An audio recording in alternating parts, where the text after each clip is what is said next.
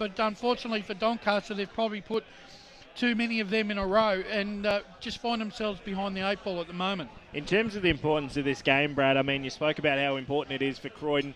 I think Croydon understand exactly where they're at in terms of, you know, they've probably sewn up a top 2 spot at the moment, but they need to keep winning and keep proving themselves against these sort of 3 or 4 sides below them at the moment.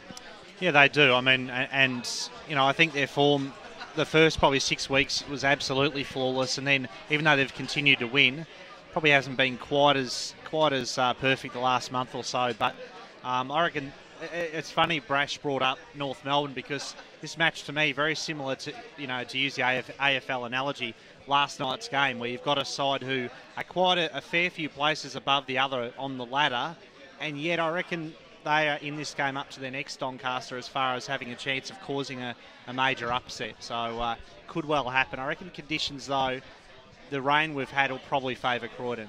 So you're tipping Croydon at this stage? Just as an early tip? Well, I hate to sit on the fence, but I am tipping Croydon, but at the same time would not be surprised at all if Doncaster caused the upset. Just looking, both captains have just run to the middle of the ground, and it looks at this stage as though Doncaster have won the toss and they'll kick to the Mount Dandenong Road end of the ground. Matty Schimmelbusch, the co-captain this year, winning the toss. So not much of a breeze to speak of, to be honest. This ground doesn't really play that way. I think it's more the conditions on the ground that are going to be the difference, Brash. Yeah, it is, and the thing is, it's not going to be a high-scoring game. I reckon a 12-10, I reckon. I think it's going to be closer than, and I sort of agree with Brad. It's going to be a lot closer than what people think, and I think that's mainly because of the ground conditions. I think that's brought Doncaster right into this game. If it had been a dry day, I thought Croydon might run away with it. We spoke about it before, but who goes to Brendan Wynett? I mean, he's the key man. 53 goals for the year. We know how good he is, coming off a couple of massive hauls in the last month or so of football. How important is that matchup for Doncaster this afternoon? You know, you got to. You know, Brendan Wynett's kicked three. There's 3 games this year. He's kicked over 10 goals. Yeah. You've got to stop that. You know, and you've got to have to go with your best defender. But you also need someone that's a little bit more versatile and that can also run off Brendan Wynett, just to make him think that he's not going to get it all his own way. I'd be giving the job to Ben Margarnets, number 7. Yep. Brad, in terms of sort of where Doncaster are at the moment, Ben Kinnear's out. They've got a couple of other guys who they're probably not 100% full strength. Who kicks the goals for the Sharks this afternoon? Oh, not quite ready for me. Not quite ready for me, Brad. Sorry. That's all right. I'll introduce your Dyson. co-commentator for this afternoon. Yep. Very good afternoon to Ben Warren-Smith. Good afternoon, Dyson. Good afternoon to all our listeners. Brash, Sophie, Brad, it's great to be out here at the range today. There's a big crowd here today, a big luncheon down at the club to raise some money with the big monkey, having a bit of a chat and telling some interesting stories. So that was really good. The rain has finally just disappeared for the time being. Let's hope that we can see some pretty high-class football today, because we've been dying to see Croydon play. We're finally out here at the range, and I really believe it's going to be a cracker today, but I think the home side can get up in a tight one, Dice. A few people questioned why we were coming out to this game. I mean, the ultimate one is it's round 12 and we still haven't seen one of the top sides in Division 2, so that's your main tick-off approval. And as we've all said throughout this game, throughout the pre-match so far in the Sports Pass warm-up here on EFL Gameday, that Doncaster are more than half a chance of winning this game this afternoon. They're going to be in it right up to their necks, and it's going to be one of those games that's going to be tight all afternoon. And so as we get set, Brash, your tip for this afternoon? I've got to go the home side. You know, they've got consistency. Game's about to Take start. it away, Benny. First quarter gets underway. We can't hear the siren up here, but it has started, and it's Schimmelbusch who gets the first effective kick of the quarter. Kick forward there by Johnson. So Doncaster kicking to the right-hand side of your radio dial, which is sort of the scoreboard end, I suppose. Mountain Highway end. Mount Dandenong Road. Yeah, Dandenong Road end, that's the one, yep. So the kick up towards half forward now for Croydon. Grant chases down the footy, had Thompson in support, paddled nicely then by Thompson to Grant, on to Travers. Travers through some heavy traffic, fires at the goals. The kick will just hang out to the right and go through for a minor score. First score on the board for the Blues, kicked by Patrick Travers, new recruit to the club this year. Croydon lead by 1 point on the Bendigo Bank scoreboard, very early stages, BWS. Well, Hill, he goes very short, does he? On the right boot now, Ben Johnson, who's been in some ripper form of late, kicks it up towards the wing position. He was looking for McKenzie. Ball bounces over the boundary line and out of bounds, right near the cricket net out here at the range. Going to be influential, you and McKenzie. I think that's where it's going to be won and lost for Doncaster in the ruck. So, having a ripper year too, McKenzie. It's been good for the Sharks. A big player for them last year. The umpire brings the ball back in now. Thompson to go up in the ruck. He got the fist on that one. Soupy bit of came down to Anarkas on the left boot. Scramble to kick up towards the half-forward line. Croydon have got the numbers at the back of the pack. Shelton got a little handball away. He might get it back there, but there's an interception now here for the Sharks.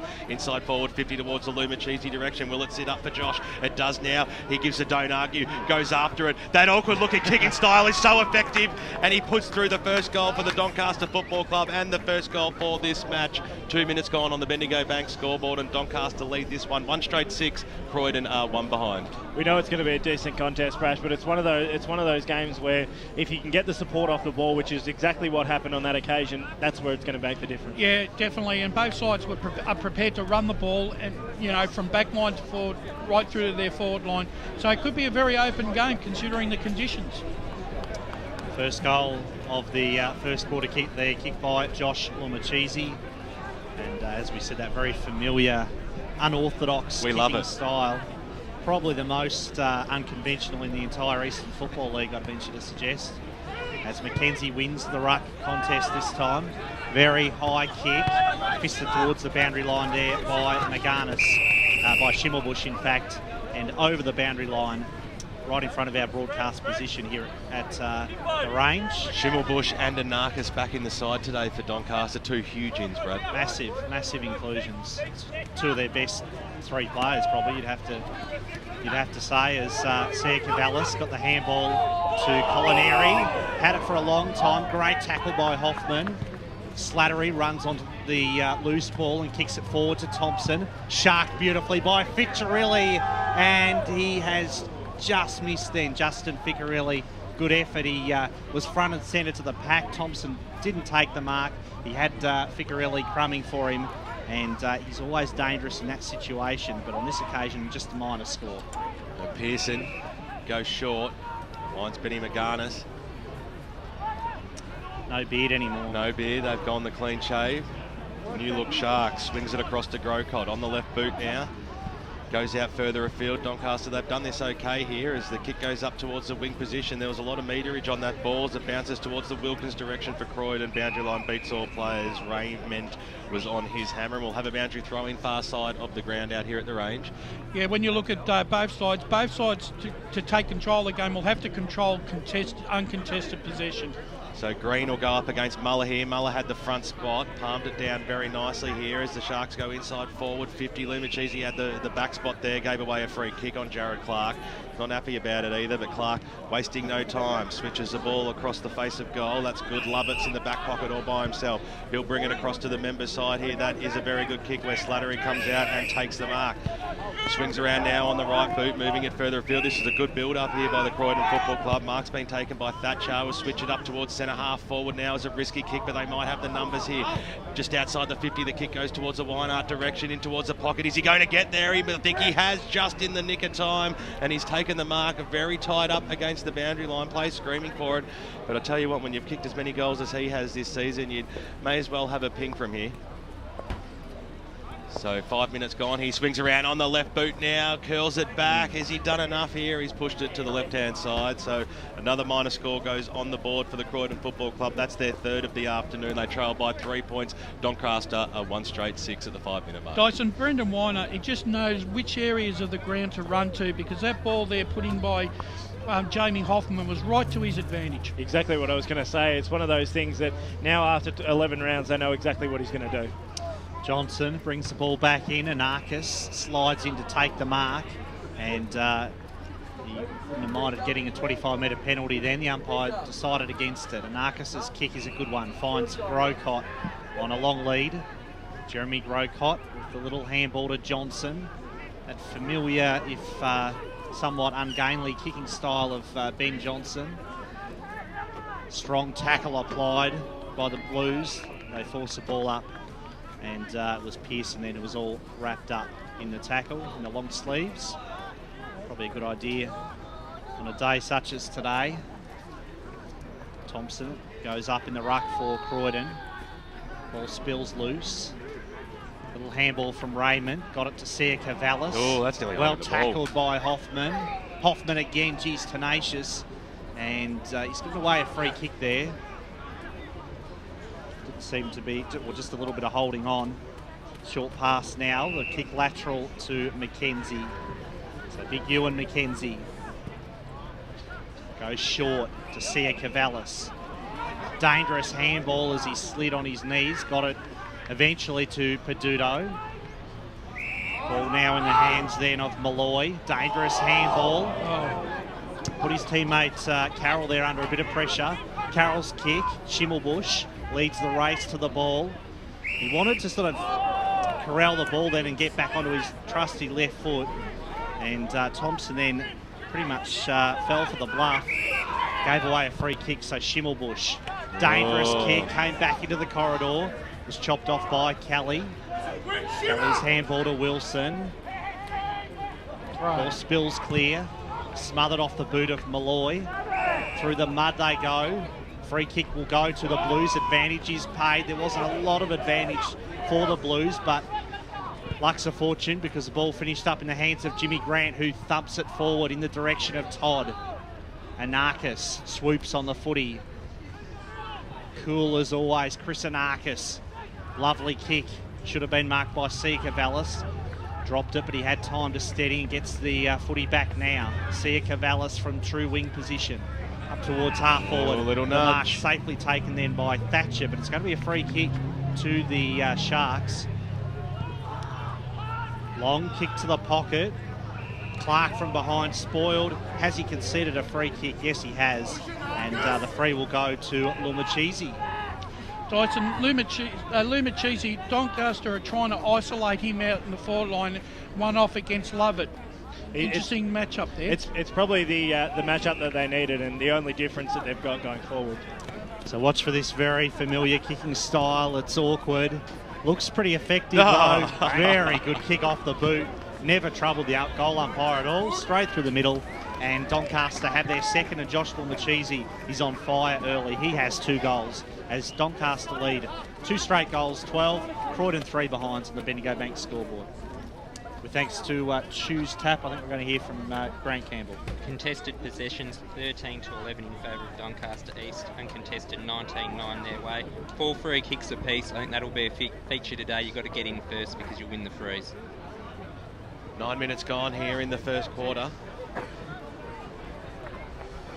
Bayer restarts the match now in the middle of the ground. McKenzie got that knocked down straight into the arms of Anarchis. Thatcher had a fresh air shot, but Doncaster got the kick up towards the half-forward line. But Shelton in position A in the long sleeves this afternoon switches the ball into the middle of the ground where Dixon had a little bit of space. He had a teammate running on forward there in ball, kicks it inside forward 50. It was a bit of a scrambler of a kick. Ramboldi did well to get it to Anarchis. He'll get it back to Ramboldi, who Anarchis copped one after getting rid of the football, and he'll receive a free kick off the play. Lachlan Todd just letting him know all about it as well. He was the player that gave away the free kick.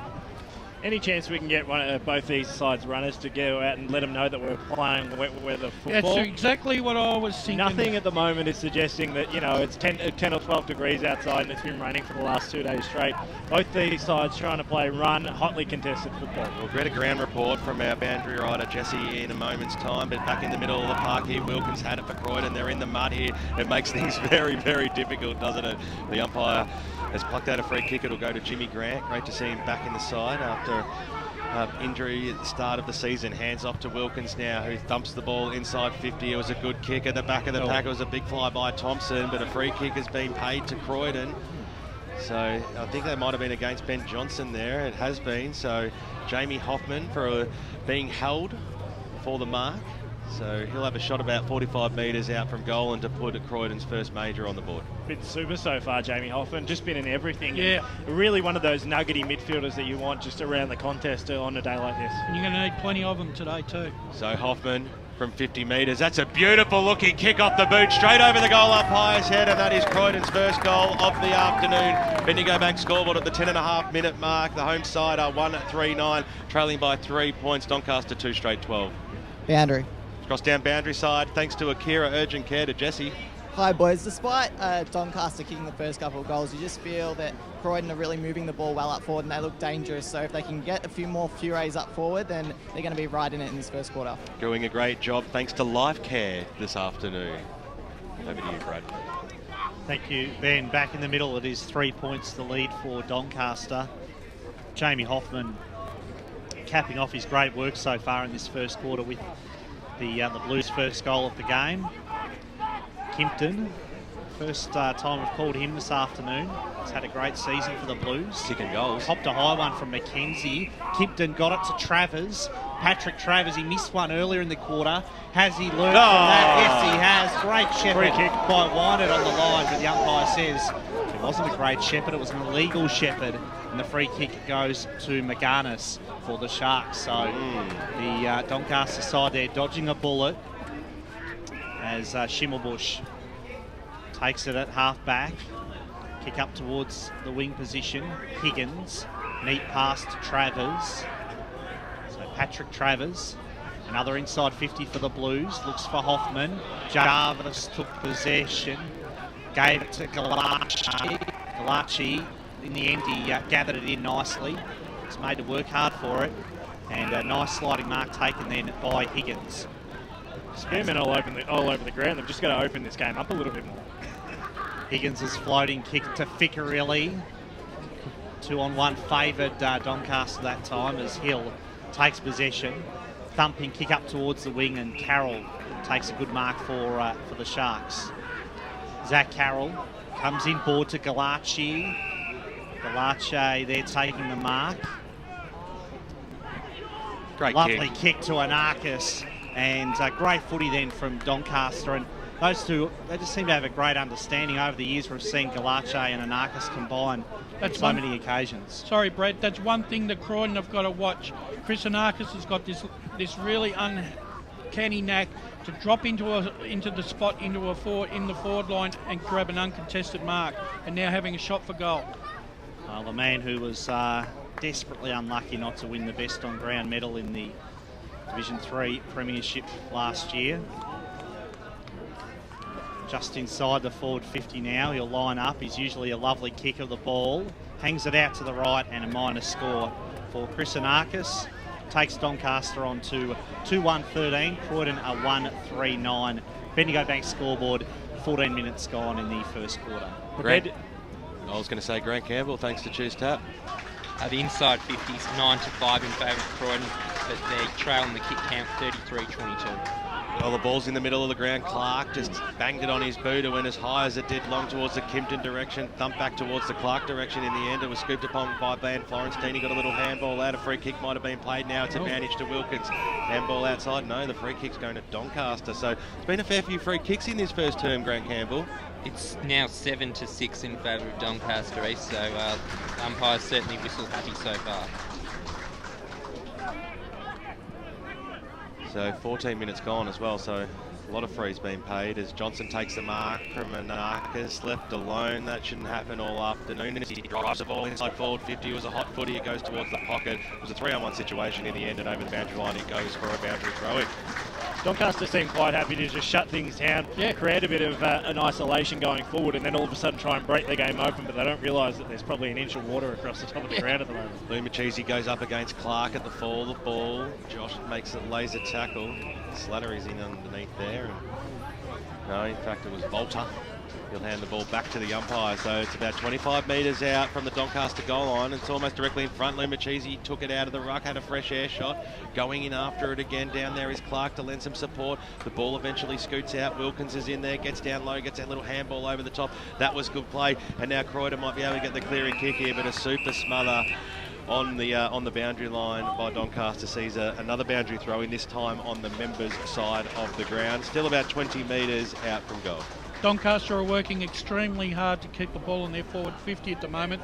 Now they just need to hit the scoreboard. So just waiting for the ball to come back into play.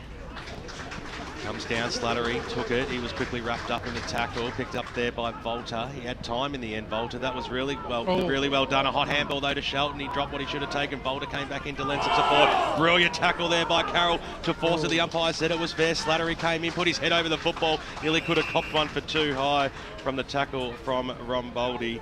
The umpire said it was fair. In fact, it was a Grocott tackle, and we'll have a bounce. So a few stoppages inside the arc for Doncaster. They're peppering the goals. They just can't get a clear disposal. There's about 20 players around this football now, and Clark just banged his boot up and went straight up about 20 metres in the air, and now it comes down. Nice little handball out there to Shelton, but scooped upon there by Grocott on the left boot. Can he put this one through? He pushed it to the right-hand side, so another behind to the visitors. That's their second of the afternoon. They move to 2-2-14 on the Bendigo Bank scoreboard. Croydon are 1-3-9. So 5 point lead to the Sharks at this stage. Ball in the back pocket for Croydon. They can't really clear the area though. Grocott, who's been heavily involved early, came out to Carroll. Long kick by Carroll to full forward. Thatcher worked back and easily just saw that one through for a minor score. Paul Thatcher, who got injured very early, I think in the first couple of minutes of the final last year against North Ringwood. As Lovett, ex-Ferntree Gully Eagle, takes it in the back pocket, looks for Hoffman. And he too, a former East Ringwood player. I think there's 7 players in the Croydon team this afternoon who have played for other EFL teams. Jamie Hoffman, one of those. Kick to the wing position. Todd was the target. Van Florestein lost the handle on it. Finished up in the hands of Dixon. Dixon's kick to the wing and fisted away nicely then by Rambaldi over the boundary line for a throw-in. The game has sort of settled down to a little bit of man-on-man football here. You know, both sides now have adapted to the conditions, and now it's starting to become a bit of a slog. Umpire throws it in. It's Van Florestein going up against Jarvis in the ruck this time. And we'll have another ball up, so the ball going nowhere at the moment. Jarvis wins the tap down, but it was into the path of Dixon. Dixon was all wrapped up. Peduto works his way through the traffic. Wilson there tries to grab the footy, but it's going nowhere once more. I know we've talked about Jamie Hoffman for a lot through this first 18 minutes of the quarter, but for half the quarter he hasn't had a game. Ben Johnson doesn't want to match up on him at all. Grant won it down this time to Dixon, and a free kick will go the way of Billy Dixon. Kicks straight into the man on the mark. Jimmy Grant has a bit of time to steady, neat pass, and good footy then from the veteran Jimmy Grant as he had Travers lower the eyes and found Patrick Travers, whose kicks a wild one, and he's put it out of bounds on the full. So free kick will go to the Sharks in the back pocket as the score remains Doncaster 2-3-15, Croydon 1-3-9, Bendigo Bank scoreboard. As Carroll switches the play to the runner Schimmelbusch on the far side of the ground. That was a good kick, and it sat up too well for him, as well as McGarnis has made great space out on the wing position. Takes the mark now, wastes no time, kicks the ball inside forward 50 towards Aluma, cheesy direction, used his body at the back of the pack there. He's got Clark right on his hammer, who laid the tackle, going in there hard. There was Higgins. He forced the boundary throw in, and that's where we'll have it, about 40 metres out from the Doncaster goal line. When you get tackled and you drop it with 2 arms, that's usually dropping the ball, am I not right? Yeah. Exactly. That was the way I was brought up playing footy. Unbelievable.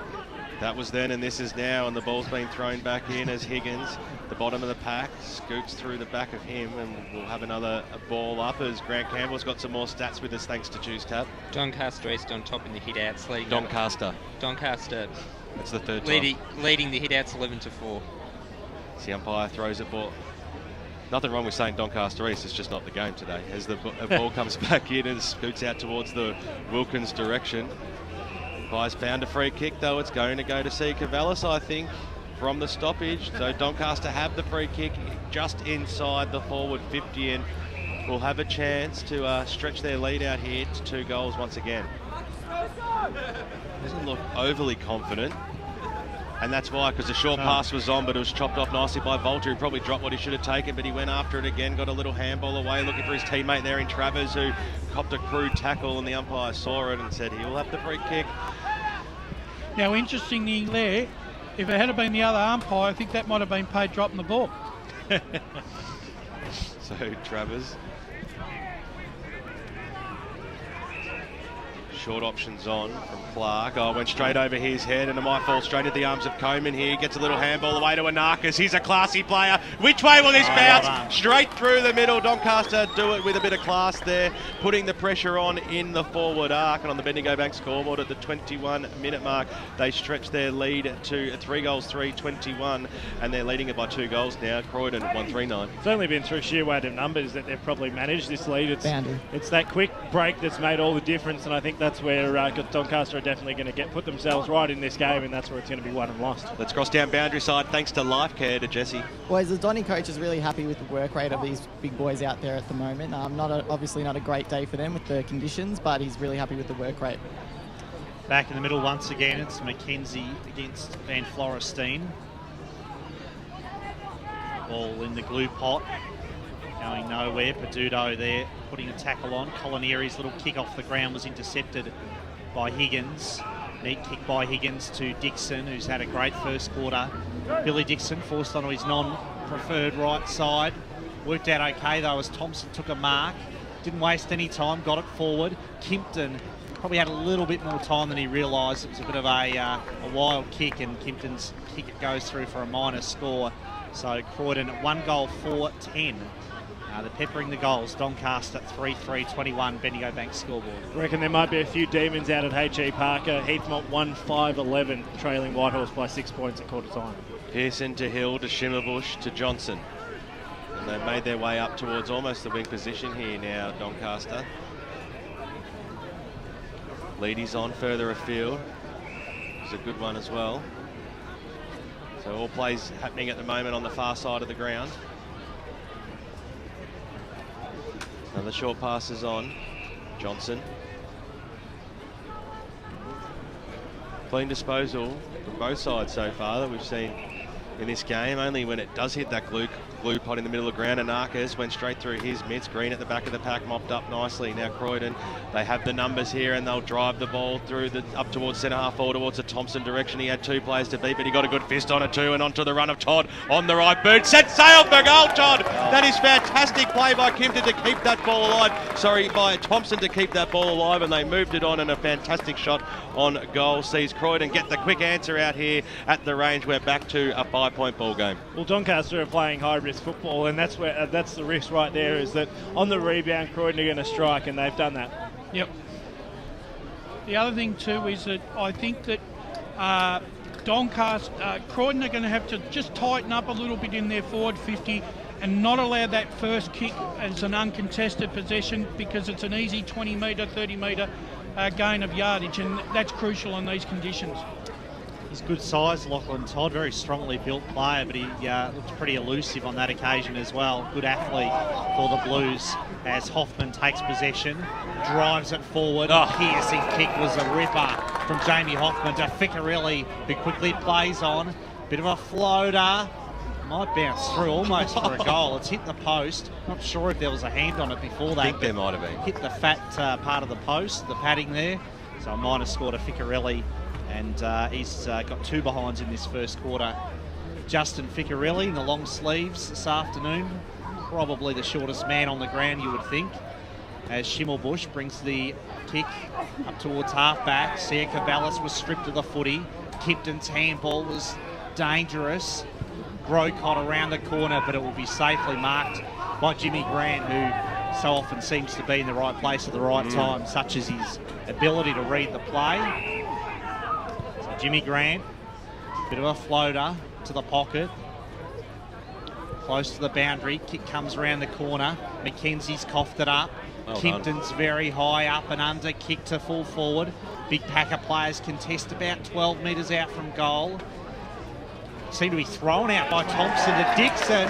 Dixon kicks the goal. Not sure how legitimate the handball from Thompson was, but the umpire was happy with that. And Dixon kicks his first. Croydon have their third. 3-5-22 now for Croydon. 3-5-23 in fact. And Doncaster 3-3-21 on the Bendigo Bank scoreboard. That goal's vital. Not only is it against the run of play, but Doncaster have controlled all of probably 20 of this first 25 minutes of the game, and all of a sudden they're trailing by 2 points. Yeah, and the thing is, Croydon have really worked really hard in that last 5 minutes to get back right into this game. Green will go up against McKenzie. McKenzie got the knockdown straight into the arms there of Hoffman. Couldn't get rid of the football. He'll go after it again. McKenzie rips it out from him and it spills out to Anarkas, who bangs it on his boot up towards the half-forward line. Bouncing football now for Doncaster. Which way is this one going to go? It comes out towards the Galache direction. Nearly gave away a free kick there. They're going to have the numbers though, Croydon. They had the poise too, and the short passes on towards the Wilkins direction. Goes after it again. Great shepherd there by Jimmy Grant. A handball over the top there. Found Green. He in turn goes over the top of his head. It's a loose football. Spills out towards Doncaster direction. McKenzie went in hard. He might receive a free kick for up the play. In fact, he gave away one. So the umpire said a free kick to Croydon across the half back lines. Ben Slattery got a player running by the wide in Lovett.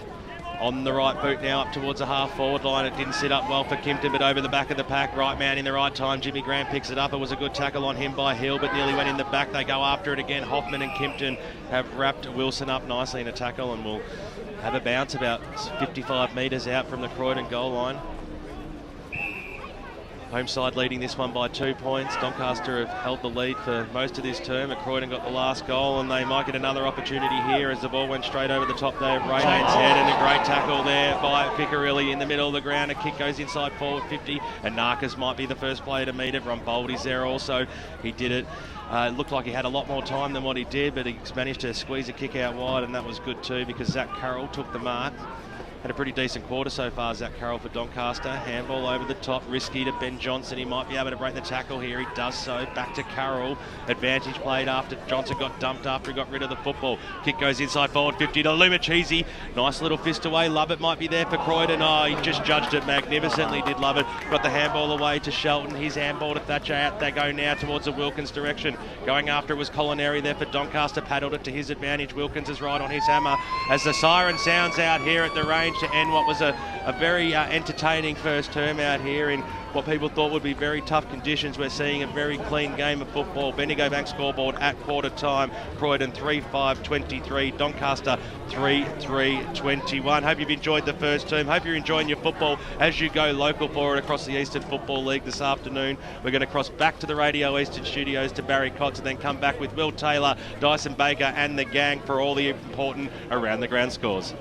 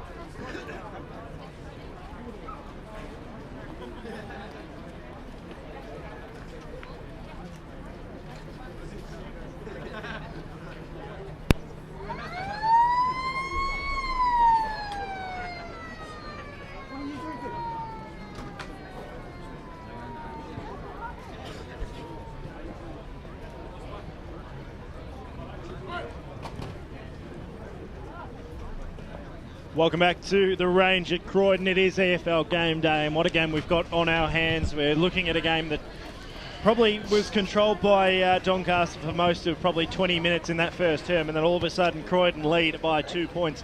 3-5-23 the Blues, the Sharks 3-3-21. We'll go around the ground. We'll get the stats from the first quarter with Grant Campbell. Thanks to Choose Tap. Pretty interesting game on the stat sheet. Doncaster won the hitouts 14-4. Croydon were dominant in the contested ball 48-33, but Doncaster dominated the uncontested ball 44-29. The inside 50 count was actually 16-11 in favour of Croydon. But the reason why you probably felt Doncaster controlled the game was the forward 50 tackle count was 5-0. So when they went inside, they were able to trap it in there. If they can keep doing that and level up the inside 50 count, then there's certainly a great chance to win the game. Will Taylor, some around the ground scores. There's a few interesting results starting to come through. Yeah, let's start off with Division 1 first. Vermont leads Knox by 22 points. South Croydon are leading Bourne by 5 points. In Division 2 is Bayswater by 28 points over East Bellwood, and of course, as we mentioned, the radio game, it's a 2-point lead to Croydon. In Division 3, it is Whitehorse by 6 points over Heathmont, Mitcham by 18 over Ringwood. And Upper Ferntree Gully has kept the Basin goalless in that, or scoreless to be, in fact. They lead by 18 points there at quarter time. Surrey Park are leading a very inaccurate Ferntree Gully by 1 point. It is 128 to 7 behinds by Ferntree Gully. And Forest Hill are leading Warrandyte by 14 points at quarter time. Another one that you missed, Norwood 5-4-34, 128. Noble Park will cross boundary side thanks to Life Care. Jesse? Obviously, it's been a really tight first quarter. Who are you looking to stand up for the rest of the game? I think all of us, I just said to the boys then, that, I think it took us the first 10, 15 minutes of that quarter to actually get into the game. We were spectating, to Doncaster's credit. I took it right up to us. So, yeah, we're looking at a full team lift, not just one or two. And what was your main message to the boys at the break? Just to get into the contest. I mean, it's going to be a slog of a game. So basically we need to just create a man-on-man football. Okay, when we do get the opportunity to spread from the contest, let's do it. Make sure we lock down when they've got the ball as well. Thanks for your time. Good luck for the rest of the game. So thanks very much to Jesse. Thanks to Life Care. And I think they're pretty committed to making the most of their opportunities now, Croydon. They need to. They made the most of what they could in the first term. But as Doncaster just joined us, that taking it as long as they possibly could, Andrew, tranquilly, where's it going to be won and lost here, Brash? Well, just having a look at the key ruck matchups, you've got Mackenzie on green and backup Van Florenstein against Jarvis, and I've got a feeling it's going to come down to that second ruck contest. Interestingly enough, I think whoever wins that contrast and can give their main ruckman a chop out as the game progresses, I think that could be playing a big part. But I also think that Croydon have got to sort of tighten up and stop letting the ball going into Doncaster's forward line too easily, whereas on vice versa, Doncaster have got to try and work a little bit harder to get the ball out of Croydon's back line. 2-point margin out here at the range. Here's a second term with Brad Henderson. Second quarter is underway here at the range as Van Florenstein gets the first effective kick of the quarter. And it was a bit of a floater, but it's favoured the Blues as Hoffman laid it off to Dixon. Two of the Blues best in the first quarter there combining. Jamie Hoffman and Billy Dixon, both instrumental in the in that first quarter, in the lead that the Blues have. Just 2 points the margin, of course. Very tight opening to this game. Croydon in this quarter kicking to the Mount Dandenong road end of the range.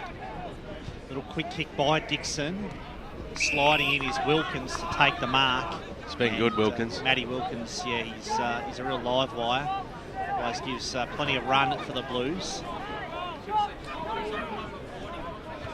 Probably too far out to score, you'd think. He's not a long kick, generally speaking. He's given right it a to the good line, go. has it bounced through, it was touched. And just a minor score there for Matty Wilkins. Croydon get the first score of the second quarter. 3 goals, 6-24. And Doncaster at 3-3-21 with the Bendigo Bank scoreboard. Schimmelbusch bring the ball back in for Doncaster. Short passes on. Jeez, it's risky. Pearson had to stretch for it, but he took the mark. So go backwards now to Carroll. On the right boot, just squares things up to Magana. Almost a centre-half back now.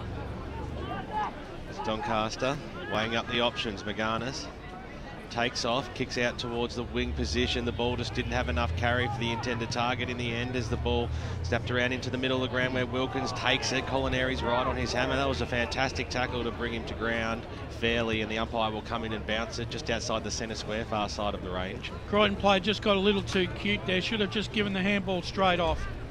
Failla throws the ball back up now. Plucked out of there. Well, I think that was Galache that time as it comes out in towards the direction of the half forwards for Doncaster. Nicely picked up. Carroll went in there, couldn't go after it. See, Cavallis goes in after it again. Picked up there by Wilson, the Ryan variety, and he was brought to ground, and we'll have a bounce about 60 metres out from the Doncaster goals. And the restart again, Van Florestein went up in the ruck, but McKenzie beat him to that. Carroll at the fall of the ball, scrambled to kick up towards the top of the goal square. It's a bouncing football. Lumacheesi, first one to meet it. It was a handy little handball to Galache. He's a clever footballer. He squares it up nicely there. They might have the numbers. At the fall of the ball, Colinari couldn't get it. Picked up there by Higgins, banged it on his boot. It was half smothered, but it cleared the defensive zone. Kick off the ground now further afield by Croydon. There might be a downfield free kick here. Played against the runner. Free kick against the Croydon runner for getting in the way of play. So Doncaster get a freebie chance to go back inside 50 here with Chris Anakis. Kicked one goal in the first term. And now a 25-metre penalty for Lip from the bench. So it did come off his foot, in all fairness to the umpire. It did actually hit the runner's foot on the way through. So he was definitely in play. Yeah, and it certainly doesn't help when you give away a free kick from not being a player on the field and then giving away a 25-metre penalty as well. So when the ball's in the arms of Chris Anakis, he's certainly a player that can make you pay. He'll cross the 50 now and he'll kick from about 45 metres. It'll just be his range here. Drop punt goes on goalwood. He pushes it to the right-hand side. So a let-off there for Croydon. Minor score goes to the Doncaster Football Club. 3-4-22 on the Bendigo Bank scoreboard, trailing by 2 points. Croydon 3-6-24. So 1 goal, 2 today so far for Chris Anakis.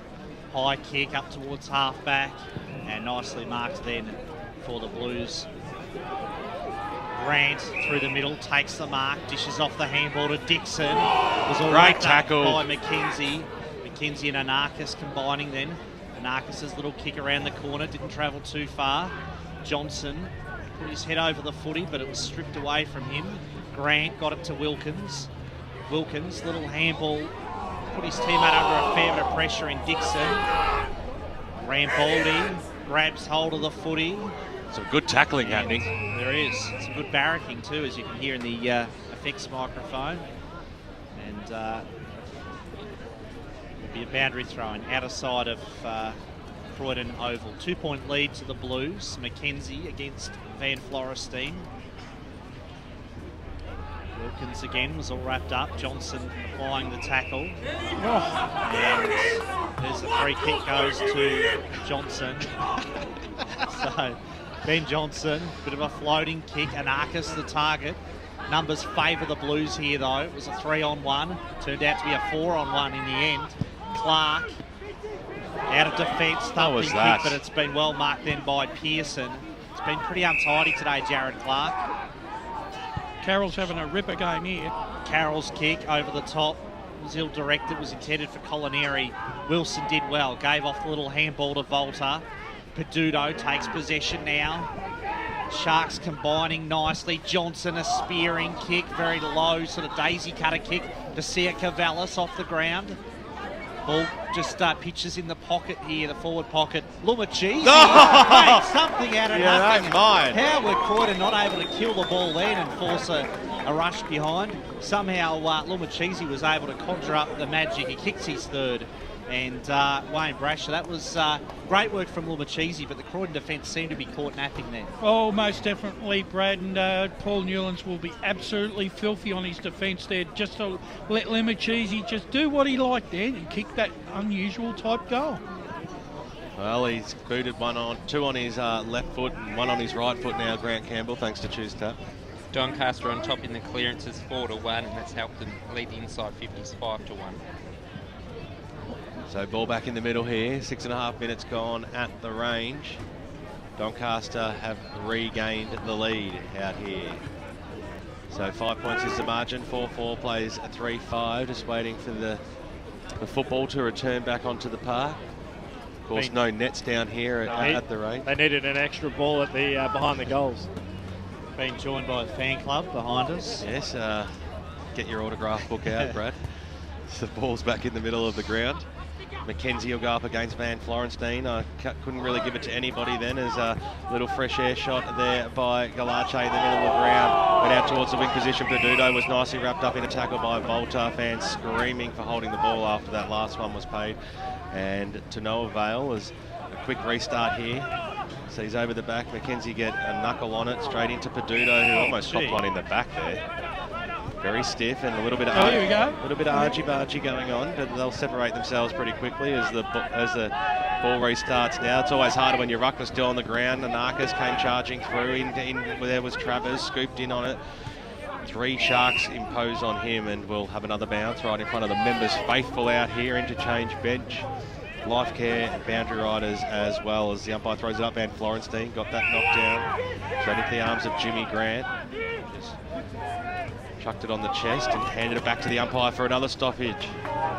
We see Alex Maloney come on for Doncaster for the first time of the afternoon. Umpire throws it up once again. In and under is Zach Higgins. He's always puts his body on the ball, head over the ball. Peduto got slung.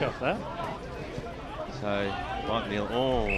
Well, Peduto might have nearly been 25. Yeah, looked that way, and he even ended up running over the mark in the end as well. So it should have definitely been 25 as the kick scrambles up towards our forward line. Anarchis, he just trapped it though. And towards the middle of the ground to Carroll, plays screaming to kick it out further afield wide, because that is where it's going to bounce now to the man who's just come on the ground, Alex Maloney, who slipped to the far side of the ground. Eventually it sits up okay for him. Kick goes in towards the Galache direction. 1 bite, 2 bite, almost the 3 bite. He might get support once again from Maloney, going in after it. They do have the numbers here, the Sharks. They might square it up in towards the middle of the ground or kick it inside 50 now. The kick goes towards the Coleman direction. Over the top of his head, Lumachese's in there as well. Nicely picked up there by up towards the direction of Clark. He goes after it. Lumachese just came in and barged him over. Ball spills out over the boundary line and out of bounds, 20 metres out from the Croydon goal line. Yeah, look, you can tell really Doncaster really up for the challenge here. So it's in Doncaster's forward line, I should say, as it scoots out now. That was good play there by Clark as he drives the ball in towards the middle of the ground to create a foot race out there. The first player who'll be out there is Todd for Croydon. Paddles it to his advantage. Right on his hammer out there is Jay Pearson. Todd going after it once again. He might eventually receive the handball back. He had support in there also from Hoffman. Backwards to go forwards. Ficarelli on the right boot. Inside forward 50. The kick was good towards the Wynart direction. The umpire said it was okay. McGarnis is right on his hammer. Good tackle to lend some support, but David Malloy. And we'll have a bounce about 45 metres out from the Croydon goal line, Brad. Yeah, we haven't called Wynart's name too often so far this afternoon. He's obviously coming into this game. He was probably the most spoken about player. It's crossed down boundary side thanks to Akira urgent care to Jesse. Boys, they've got to do something to stop Anarchis. He's in absolutely everything from half back to the midfield, and he's slotted a couple of goals as well. So he's a real danger at the moment. He's playing a mighty game. He just seems to thrive in whether it be wet weather or dry. 4 points to the lead at the moment for Doncaster. It's a bit of a maul for this ball, and it's going nowhere. Umpire Sebastian Purcell right on the scene to call for a ball up. Throws it up. Thompson there in the ruck. Quick kick came out of the pack. Wilkins got a hand to it. Hand to the ball. Slattery had a teammate in support as the rain continues to tumble down. Really difficult conditions. And there's plenty of supporters here who are stoically staying out in the rain as they watch this game unfold. Thumping kick by Hoffman to full forward, Wine at the target, and it was fisted towards the boundary line, might have hit the behind post in fact. So a boundary throw in deep in the heart of the Croydon forward line, who in this quarter have failed to kick a goal at this stage. 11 minutes gone in the second term. Just the one behind registered for them. That was Carroll doing the ruck work that time. He's in everything at the moment. Got it down to Hill. That was good footy from the Sharks. Anarchis has kicked to Coleman. Spoil was by Slattery. And Ben Slattery there forces a boundary throw in. Just a bit of a lull in proceedings, really. A 4-point lead to Doncaster at this stage. And they need a quick clearance here. Bit of a floating kick up towards the wing. Mackenzie involved once more. Got it to Galache. He was strongly tackled by Higgins. And another ball up. You get the feeling that the umpires are going to be really important this afternoon. There's already been a couple of spot fires. It's just going to start getting ugly as the game goes on. Thumped out of the air by Mackenzie. Higgins for the Blues. Just had a bit of time to steady and he found Lovett. So Hayden Lovett, second year at the Croydon Football Club after coming across with Ryan Pearce last year from Ferntree Gully. Got it to Volta. Volta's pass was effective. Got it to Shelton. Teaming together nicely here, the Blues. Alex Bull at half back. Off a step, Bull's driving, kick to half forward. Kelly was the target. It carried over his head. Big kick. Rambaldi tracked the ball to the boundary line. Plenty of distance gained there for the Blues. And it'll be a boundary throw-in just outside the forward 50-metre arc. Really good matchups coming up here. Anarchis and Hoffman look like they're running with each other. So who's going to... This will be an interesting Or running contract. away from each other. Yeah, one of them. See, Cavallis' handball was intended for Johnson. Dixon slid out a pretty slick handball. It was grabbed by Pearson then and taken over the boundary line once more. I mentioned in the first quarter that both sides are playing that high-risk football. You look at both sides, attacking side of the footy, there's one or two loose players, and I really applaud both coaches for just taking the extra mile in a game that's so wet. Absorbing battle continues between Mackenzie and Thompson. And the umpire Purcell there pretty quick on the whistle that time to ball it up. Will be the order of the day from here, you would think, as conditions continue to worsen. We'll see a lot of stoppages, and Fitzpatrick there was all bundled up in the tackle, with thanks to Choose Tap, the best stats man in the business, Grant Campbell. The clearances are going Doncaster's way, 11-4, so this stop-start footy suits them. So umpire throws it up. Hoffman was about to run away with it, but a free kick to Doncaster. What's the free kick tally at the moment, Grant Campbell? 3-2 in favour of Doncaster for the quarter, 13-11 for the match. So the umpires are certainly stamping their authority on this game. Not noticeable in a bad way though. Johnson, short pass on to see Cavallis. Couldn't quite take the mark and then fumbled it along towards the Mackenzie direction. He might get pinged here for holding the ball. He tried to do too much, did the big ruckman. So a free kick will go to Croydon in the heart of the range as the kick goes inside forward 50 towards the Kimpton direction. He has two players to beat. Managed to affect the spoil. That was okay. He might receive it back here. Hoffman eventually gives it to Kimpton on the left boot. Kicks it to the hot spot. Thompson's coming in from the side. Which way is this one going to go? It was a good spoil at the fall of the ball though. They might be able to scramble one through here, Croydon. Fantastic bit of play. That's how you play front and centre football inside the arc. And Croydon on the Bendigo Bank scoreboard get their fifth goal on the board for the afternoon. Second goal to Jamie Hoffman, and this is a pretty good game we're seeing, Dyson Baker. It certainly is, and that's where both these sides are really going to make the difference, is those goals that they can get against the run of play, in front of the play, where they're getting that quick release and really making the most of the ground runners, and that's why Jamie Hoffman's been so crucial in this game so far. Yeah, and both sides are going to have to take whatever advantage they can of the limited opportunities when the ball's in their forward 50. Brendan Wynett coming to the bench for the Blues, and conditions certainly not favourable for key position forwards this afternoon. Must have started about 12 o'clock out at H.E. Parker. Heathmont Jets at half-time, 2-8-20, Whitehorse 3-6-24. 2-point lead to the Blues.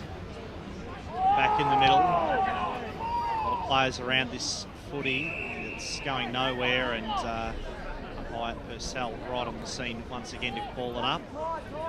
2-point lead for Croydon as Green competes in the ruck. Hoffman seemed to have one arm held before the ball arrived then, before acceptances. Peduto getting away with a potential free kick then. Anarchis, Grant, Jimmy Grant crashes his way through the pack, throws it on the boot. Grant's kick out into the path of Thompson. Umpire says that the tackle then from Schimmelbusch was illegal. So the free kick goes to Shane Thompson. Former Doncaster East forward. Thompson's kick. Hung it up in the air for a while. It wasn't really favourable then for Ficarelli. And Rambaldi just had that kick well scouted. Fisted it to the boundary line. Back into play. Thompson palms it down straight into the hands of C. Cavallis for Doncaster. Anarchis got a little quick give. Coleman on the wing. Position couldn't quite take the mark. Lovett gathers his feet, regathers his feet nicely. Got it to Wilkins. Well done. Green. Thatcher. The Blues surge forward. Thumping kick by Paul Thatcher. No mark taken by Thompson, who just seems to be involved in everything at the moment. Shelton has a bit of time to hunt down the footy. Good closing speed shown then by Grocott to put the pressure on Shelton though. And in the end he wins his own footy now, Grocott. Searching kick up towards Carroll on the wing position. Little clever palm across then by Volta was effective. Dixon, who's just drifted out of the game a little bit in the second quarter after a big start. Thumps the ball forward. In the end it was a bit of a wobbly kick, but it was effective. And the mark's been safely held in the forward line there by Kipton. And as I mentioned earlier, we haven't called him too often this afternoon. He's been pretty quiet, but he's usually a good kick of the footy for goal. He's got a chance to kick his first here.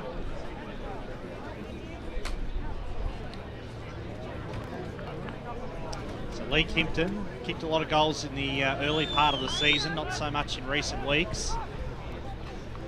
Very steady kick of the ball. He was clapping at home then, but it was just off target. Minor score. And Croydon move on to 4-7-31. Doncaster 4-4-28. Bendigo Bank scoreboard. Most reach time on here in this second term. It's a good game. I'm enjoying it. It's Pearson. Short passes on.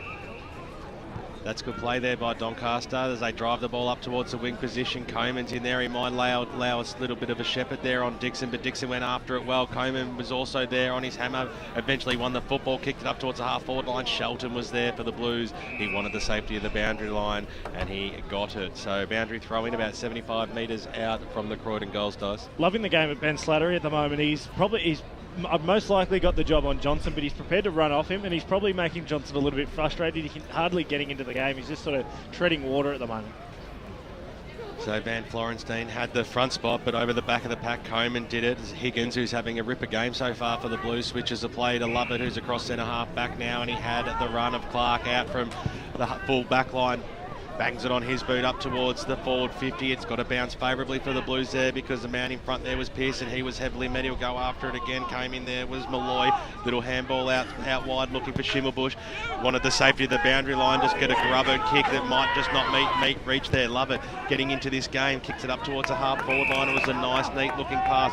Found Travers now on the right boot. Kicks it ball inside forward 50. Which way is this one going to go? Kick over the head there. I don't know which way that was going to go for Todd. It went about 2 metres and up about 30. So over the boundary line it scoots about 25 metres out from goal, and there's was really no percentage in doing that one. Both sides are working extremely hard to get the ball into their forward 50, but are really getting no result for their efforts.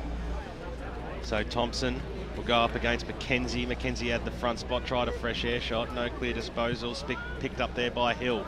Bangs it on his boot out of the danger zone. Shelton had position A, got a fist on it over the back of Muller over the boundary line, and out of bounds it goes. Far side of the ground here at the range. 20 minutes gone, so we're into time on in the second term for 7:31. The home side lead this by 3 points. Doncaster 4-4-28. So we wait for the umpire to bring the ball back in now. Good crowd out here at the range today. Watching two good sides go at it. Wilkins, very handy handball to Slattery, who in turn eventually hands up with Dixon, who's been good so far. Which way is this one going to go? It's going to go right to the goal line. Fantastic kick by Dixon. That's his second goal in this first half. And Croydon stretch their lead to a handy 9 points now as we reach the 21-minute mark of the second term. Really good piece of play there from Croydon. They won the stoppage, and beautiful kick there to Thatcher, who took them on. Got a slick hand pass off to Dixon, who ran into the forward 50 and kicked a lovely goal. Great Campbell, thanks to Choose Match Stats. Croydon on top in the contested ball, 29-25, and also winning the uncontested possessions, 29-18. So 9-point lead, which in these conditions is a handy buffer heading into half-time for the Blues. 21 minutes, coming up to 22 minutes gone in this second quarter. And goals, you have to figure they're just going to become harder and harder to come by as the rain continues to fall. Travers's kick was chopped off then by Hill. Anarchis. He looks like he's playing dry weather footy while everyone else is playing in the wet. So classy. Lovely kick by Carroll, who's also been terrific for the Sharks. Oh, that's 25. Patrick Travers. What's going on real there? brain fade by, or brain explosion by Patrick Travers. The mark was paid, and he might run on here and kick a goal. Have a look at this. well, Matty. Oh, you don't see that every day. What's he doing here? I think he's paid holding the ball. He has paid holding the ball. He hasn't. Yes, he has. Yeah, he has. Yeah, so There's no mistake it was holding it. That was great footy from Oh, Matty that's all Wilkins. right. He absolutely charged down the other player then, and it was a terrific tackle. And It was the right idea, but should have done it probably 2 seconds beforehand. Shelton's kick to the wing, pretty good. Kimpton, high up and under kick. Almost a great mark, taken in a big pack then. McKenzie stripped of the footy. Peduto working hard, tries to get it to Rocott. And a 9-point lead still for the Blues. It was a real team lifting effort there, and a crowd lifting effort from Matty Wilkins. Without a doubt, the highlight of this game so far, I reckon, that passage of play. As the free kick has been paid, it will go the way of the Sharks. McKenzie dishes off the handball to Kelly. Kelly's kick was intended then for Raymond. Ball spills loose. The Blues team together nicely, although the handball was a bit too hot then for Lovett. Socket off the ground. Higgins did really well, showed good courage, was set upon by 3 or 4 Sharks at once. And the umpire says holding the ball, free kick will go. Careful, boys. Will be paid, and just got to be careful not to give away the 25-metre penalty as well. So free kick goes to Colineri for Doncaster. He's too far out to score, doesn't look at all confident, wants to pass it off. He's just going to sit it to the top of the goal square, try to make the defenders nervous, which Alex Ball was because he dropped a mark he probably should have held. Higgins out of defence. Careful kick was intended for Dixon, just missed him. Yeah. Chance here for Johnson, swoops on the footy, fires at the goals. Ben Johnson right to the line. The Blues managed to fist it through, and again they dodge a bullet as the minor score there for Doncaster 4-5-29, Croydon 5-7-37. Bendigo Bank scored. Well, Shelton in the end, he wanted to go for a barrel, and it didn't come quite off like that, but the kick was certainly effective because Thatcher's taken a mark in the middle of the ground and received a 25-metre penalty for his troubles. So he gets up a little bit gingerly, but he'll make his way down into the middle of the ground here. So Can I buy real might estate just get a off little you? handball off now to Wilkins. Wilkins' kick goes inside forward 50 now, looking for his teammate there in Kelly. Couldn't quite trap the football. Johnson lays a tackle there on Dixon, and over the boundary line it goes for a boundary throw-in. It's crossed down boundary side thanks to thanks to Life Care, Jesse. Hi boys, you just feel like the momentum's just shifted a little bit. Croydon's outside run seems to be getting on top in this quarter.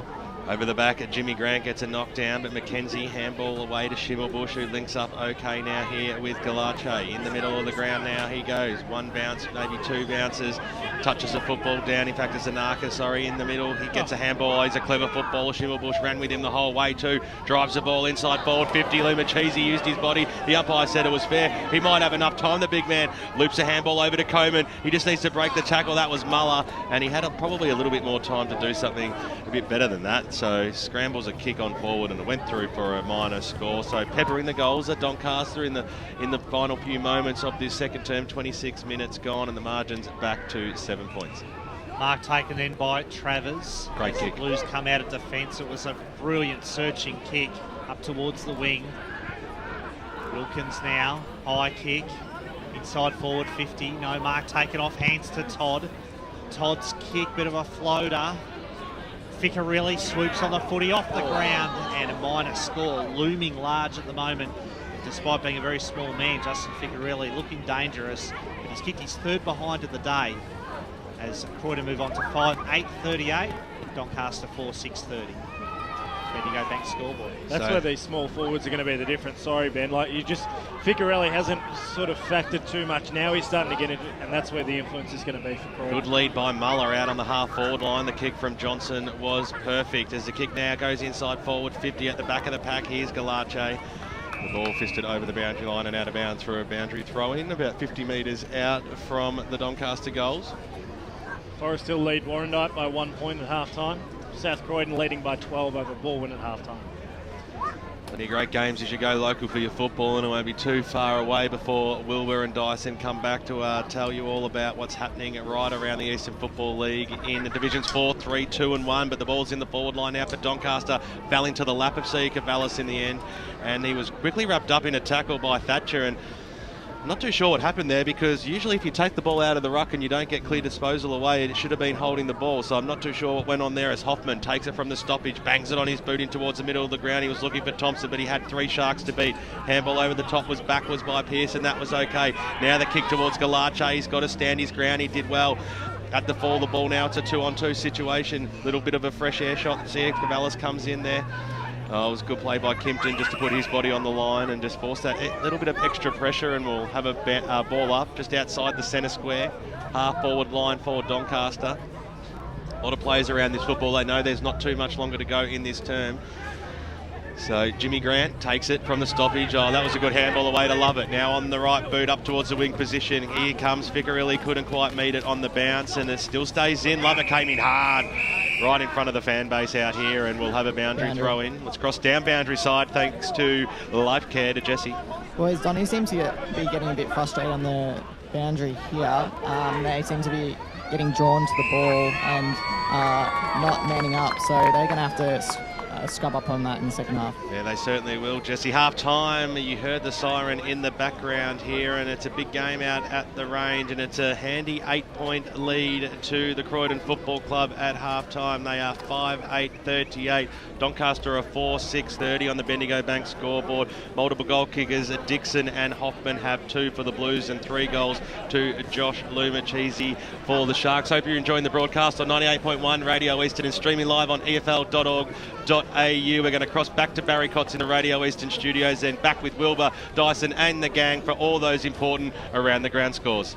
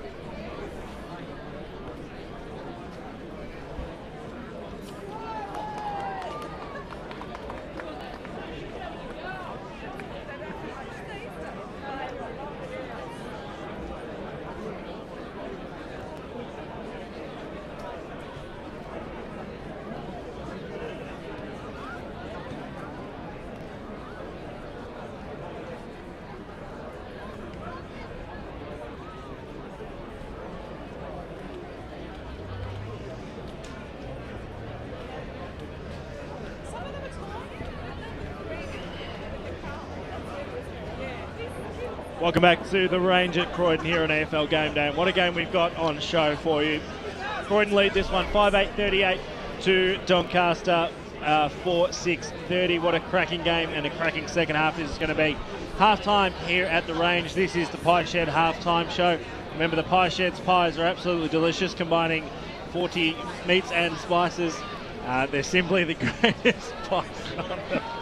Not working real well with Grant Campbell at the moment.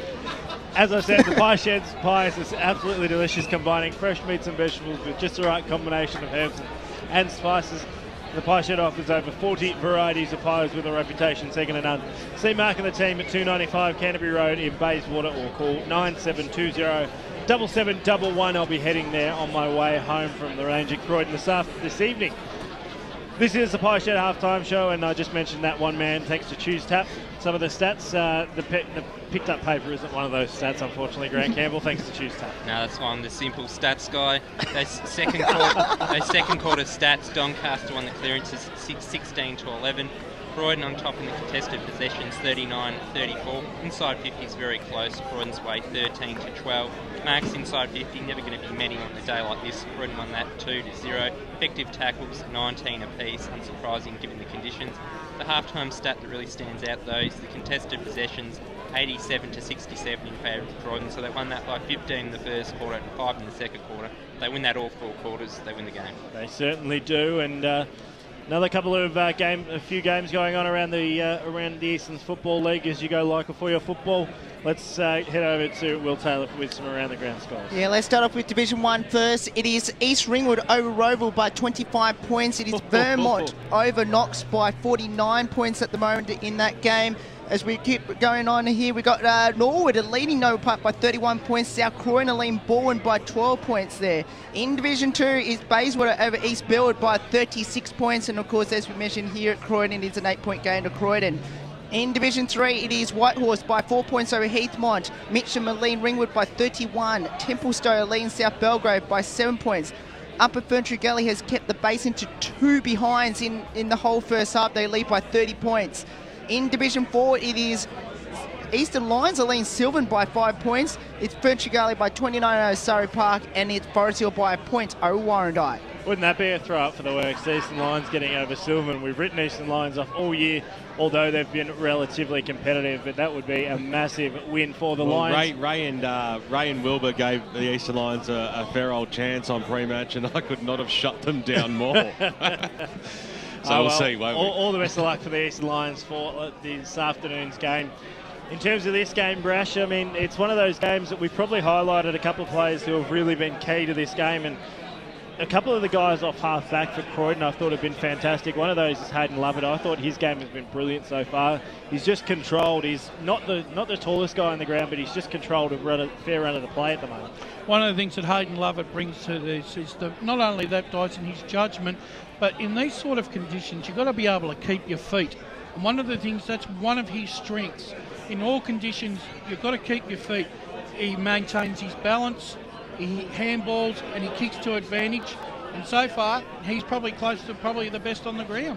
The one thing that interested me is Croydon took Brendan Wynett off for about halfway through that quarter. Yeah. So most of the quarter on the bench, I think. It's just a case of probably being too Wynett conscious at times. If he's not dominating a game early, it's hard.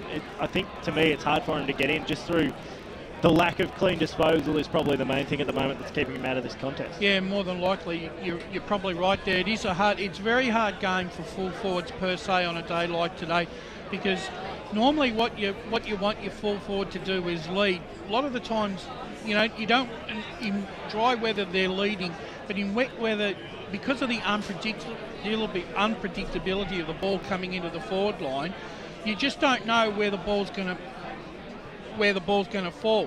So, and at the moment, Mark Arness had done a very good job on Brendan Wynett. But I think in the second half, Paul Newlands might have to just, if he brings Brendan Wynett back on, maybe just push him up the ground a little bit, maybe just to get him to run around and just even create a false target, so to speak. Is it worth throwing a couple of your small forwards down there? I mean, I've spoken about Jamie Hoffman. I've been really impressed with his game so far. But is it worth throwing, a couple of those small nuggety forwards just to create a contest? And leave, like you said, leave Wynot up the ground where he's actually getting his hands on the football, getting into the game, as opposed to leaving him one out in the goal square. Yeah, well, it's worked actually for Doncaster because Lumachisi's kicked 3 out of their 4 goals, and and Chris Anakis is the other one. So they're your runners, and and a small forward. Whereas, and you look at Croydon, their goal kickers have come from small players. Hoffman's got 2, and Dixon's got 2, both small type runners running through the midfield and playing or on baller. Yes. Ficcarelli's been dangerous, but he hasn't been able to hit the scoreboard. But yes, keep him down there as well. And you just got to just move the chessboard around a little bit, see what you can come up with. Ben Warren-Smith just managed to join us. One for you without a little bit of notice, Ben. In terms of the midfield battle, we spoke about it a couple of times that it seemed to be that the taggers as such in the Croydon midfielders were starting to get on top. It seems to be like there's a little bit of frustration to me in the Doncaster camp through that midfield pack. Specific players that you mentioned? Probably Johnson is the main one. He just seems to be trailing 2 or 3 steps behind Slattery at the moment, and that's really creating a little bit of frustration with his game. I think the other guys, they're starting to get on top now, but it's going to be a struggle through the second half. In conditions like this, each team have had plenty of opportunities in this first half of the match. It's hard to split who really is playing the better football at the moment. You just get the feeling that the fact that Croydon have gone forward and they're still leading at half-time and Wino hasn't got into the game, they've got more avenue towards goal, whereas Lumachisi, he's the main target, the main focal point for Doncaster. He has kicked 3 goals, but they may struggle to find some other avenues to go. I think Zach Higgins' game for Croydon as well. Been working really hard around the football. Speaking of goals or lack thereof, Knox have been held goalless in the first half against Vermont. 8-5-53, the Eagles. Knox 4 behinds, 4 points, and Brasher, it's good to see Vermont Football Club back on the tweeting bandwagon again. Oh yeah, wonderful. It's good to see that we've joined the land of the living again, Dyson, and the Twitter feed is alive and kicking again.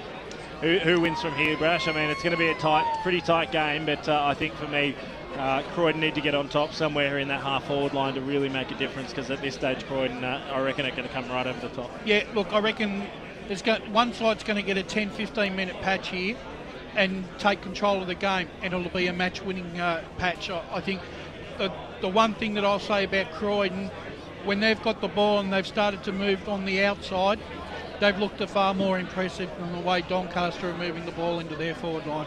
You're listening to EFL Game Day, broadcast on 98.1 Radio Eastern, streaming live at www.efl.org.au. Remember, you can tweet us at FootyEFL. We're on Facebook as well, at FootyEFL. Search it in your search bar up the top. The website is www.efl.org.au. You can also text us 0419 654 082. This has been the Pie Shed Halftime Show. The Pie Shed's pies are absolutely delicious, combining fresh meats and vegetables with just the right combination of herbs and spices. The Pie Shed, Ben, has over 40 varieties of pies with a reputation second to none. C-Mark and the team, which we will do after this game, No doubt you've tried them all either, Dyson. 295 Canterbury Road in Bayswater. I know it very well. It's programmed right into the GPS. Or call 97207711. I'm going to do that now while we go to our final break. We'll come back here for the second half between Croydon and Doncaster after this on EFL Game Day.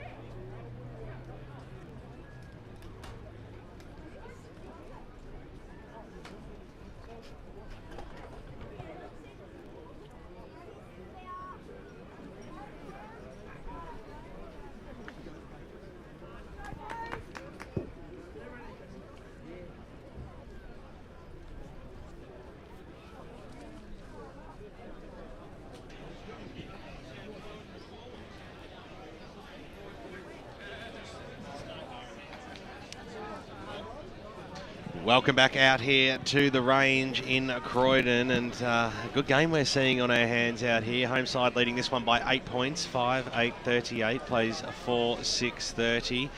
Third term just about to get underway. Great to see the little Oz kickers having a run around at half time. It's been something we've kept an interest in watching throughout the season so far, and a lot of clubs are doing it, and great to see the young kids having a great time out on the park. But now it's all time for the big boys. It's Croydon taking on Doncaster, and to take us away with the third term, the one and only dulcet tones of Brad Henderson. Thank you very much, Ben, as umpire Morris DeVincentis does get us underway for the second half. And huge pack of players around the footy, as you'd expect. It was Kimpton, though, who got the first effective kick out from that pack. Got it to Ficture, really. Three behinds he kicked in the first half. He looked dangerous at times. Quick kick by Schimmelbusch as Doncaster try to clear the area. Carroll, who was terrific in that first half. Driving kick out towards the wing. Higgins just slipped over at the crucial moment, but he had Volter in support. Volter handball to the boundary line and over the line, and understandably you will see players slip over a lot in this second half and also fumble the footy a lot in the very wet conditions. A lot of players over this footy once again. Ball was shovelled out to Sia Cavallis. Sia Cavallis' left foot kick hugging the boundary was intended there for Muller, but well marked, good strong mark taken. And the Blues, through Wilkins, he had a terrific first half. High kick by Wilkins to half forward. Schimmelbusch at the back. Swings the kick up towards the wing position. Muller was the target. And it'll be a boundary throw in. So just the one lone spectator really on that side of the ground. Well, there's actually a couple further around, but it's, most of the spectators are on this broadcast side of the ground where the social club is. The ones that have paid. Correct. Up towards half-back now for the Blues. Jared Clark, who had a bit of a shaky start to the game, but he's improved as it's progressed. Thatcher's kick to the wing. Dixon, under pressure, throws the ball on the boot. Dixon slides in again, well did really well against Colineri. Against Rambaldi, I should say. There's a free kick though, and it will go to Malloy. There's your dropping the ball decision. So David Malloy up towards the wing where Thatcher takes the mark. Big Paul Thatcher, true wing position. Bit of a floating kick, didn't do his forwards any favours, and that was a disappointing foray forward for the Blues. Mark safely held in defence. Kick up towards the wing. Galachi the target. Green, does he give away a free kick? Yes, he does. Some holding on then. So Galachi, the recipient of the free. Measures the kick up towards half forward. Muller, who doesn't, sort of not the most sort of agile big man. He looks a little bit... it's like he just stopped when he got that one. It's been a couple of times today where he just hasn't had the agility required in the situation. But it's not really a day for key forwards, as we've said numerous times. Go around the grounds, Will Taylor. Yeah, well, let's have a look at Division 4. It is Eastern Lions by 5 points over Sylvan, Ferntree Gully by 29 over Surrey Park, Forest Hill by a point over Warrandyte, Kilsyth by 12 over Coldstream, and Park Orchards by 40 over Nuttawading. Well, Kimpton got a little bit of a shove as he got the kick away in towards the middle of the ground. Hoffman was there. He didn't take the mark, but he was the first one to gain the football inside. He goes now towards the Wynett direction, but the kick wasn't crash hot at all. Mark being taken by Jay Pearson. Short passes on. See Cavallis has space. He can take off here. He does so. Turns around. Bangs it on his boot up towards the wing position. Wilson was in position A. Muller came in over the top of the... And in comes Anarchis at the front of the pack. Kicks the ball inside forward 50 now. He's looking for Lumachese. He did extremely well to get himself back onto the contest with Clark. Knocked back out. Anarchis scoops it up as if it was just a dry weather day. Handball over the top. Looking for Johnson. His handball went further afield to Colineri. So they're going backwards to go forwards here. Carroll back to Colineri. They're putting themselves under a lot of pressure here. Good work by Croydon. Volta might come in here. Johnson charged through. Hoffman's in there as well. Bodies on the line everywhere. Good pressure by the Croydon Football Club to force that turnover and the eventual stoppage. Wilbur, around the ground? Yeah, Division 3, Baronia leading Glen Waverley by 72 points, Whitehorse are leading Heathmont by 4 points, Mitcham are leading Ringwood by 31 points, Templestowe are leading South Belgrade by 7 points, and Upper Galley leading in the Basin by 5 goals. Carroll was the third man up. He got the knockdown there for Doncaster, straight through the arms there of Dixon. Ball scrambles in towards the middle of the ground. Up towards the half-forward line now for Doncaster. The foot race begins. It was nicely picked up there by Brocott, and an even better tackle. The umpire said it was fair. Clark got the handball away, and now the Blues can rebound up towards the half-forward line. Coming out and taking a big mark there was the man in Thompson, but his handball straight away. But Kelly was classy enough to scoop on it. Inside forward 50 he goes towards the Wynett direction. Kimpton's there, front and centre. He did well. Lee got boot to ball, but he was under a lot of pressure. Jay Pearson will be the player to mop up there for the Sharks. Last line of defence in the back pocket. He wanted the safety of the boundary line. He'll get that, and we'll have a boundary throw in about 20 metres out from the Croydon goal line. Yeah, good play there by Alex Ball. Great tackle set up that, allowed Croydon to get into another forward 50. Front spot there, Thompson knocked over the back there, so it comes out towards Hoffman, goes one way then the other, turned Colineri inside out, a short pass was on, he was looking for Wilson, couldn't quite trap the football. Wynett was in there, down and out, gets the handball away to McKenzie, who didn't look, and he just kicked it straight up in the air. So the mark has been taken there by the big ruckman in green, got the handball away towards Wilkins, up towards the half-forward line, straight through the arms of Kelly, but Carroll will mop up there for the Sharks. Handball over the top. He was looking for his teammate there in Malloy. See, Cavallis comes into Lennon's support. Malloy goes after again. Now I played this one against Kelly for going in a little bit too hard. So free kick will go to Doncaster. Half back line now. Might create a little bit of a switch here. One way then the other, though they certainly mucked that one up, didn't they, as the kick goes towards into the middle where the Wilkins links up nicely there with Slattery inside forward 50. You got to play in front, Ficcarelli, and he does. He gets down low, the little man, and takes a great mark about 35 metres out. He'll kick from a 45-degree angle. He hasn't kicked a goal yet this afternoon, but he has been lively across the forward line. Yeah, he's been one of those guys, as we said during that second term and over the Pie Shed half-time show, that he's going to be the key in terms of just trying to find a small forward that can really take control of the game.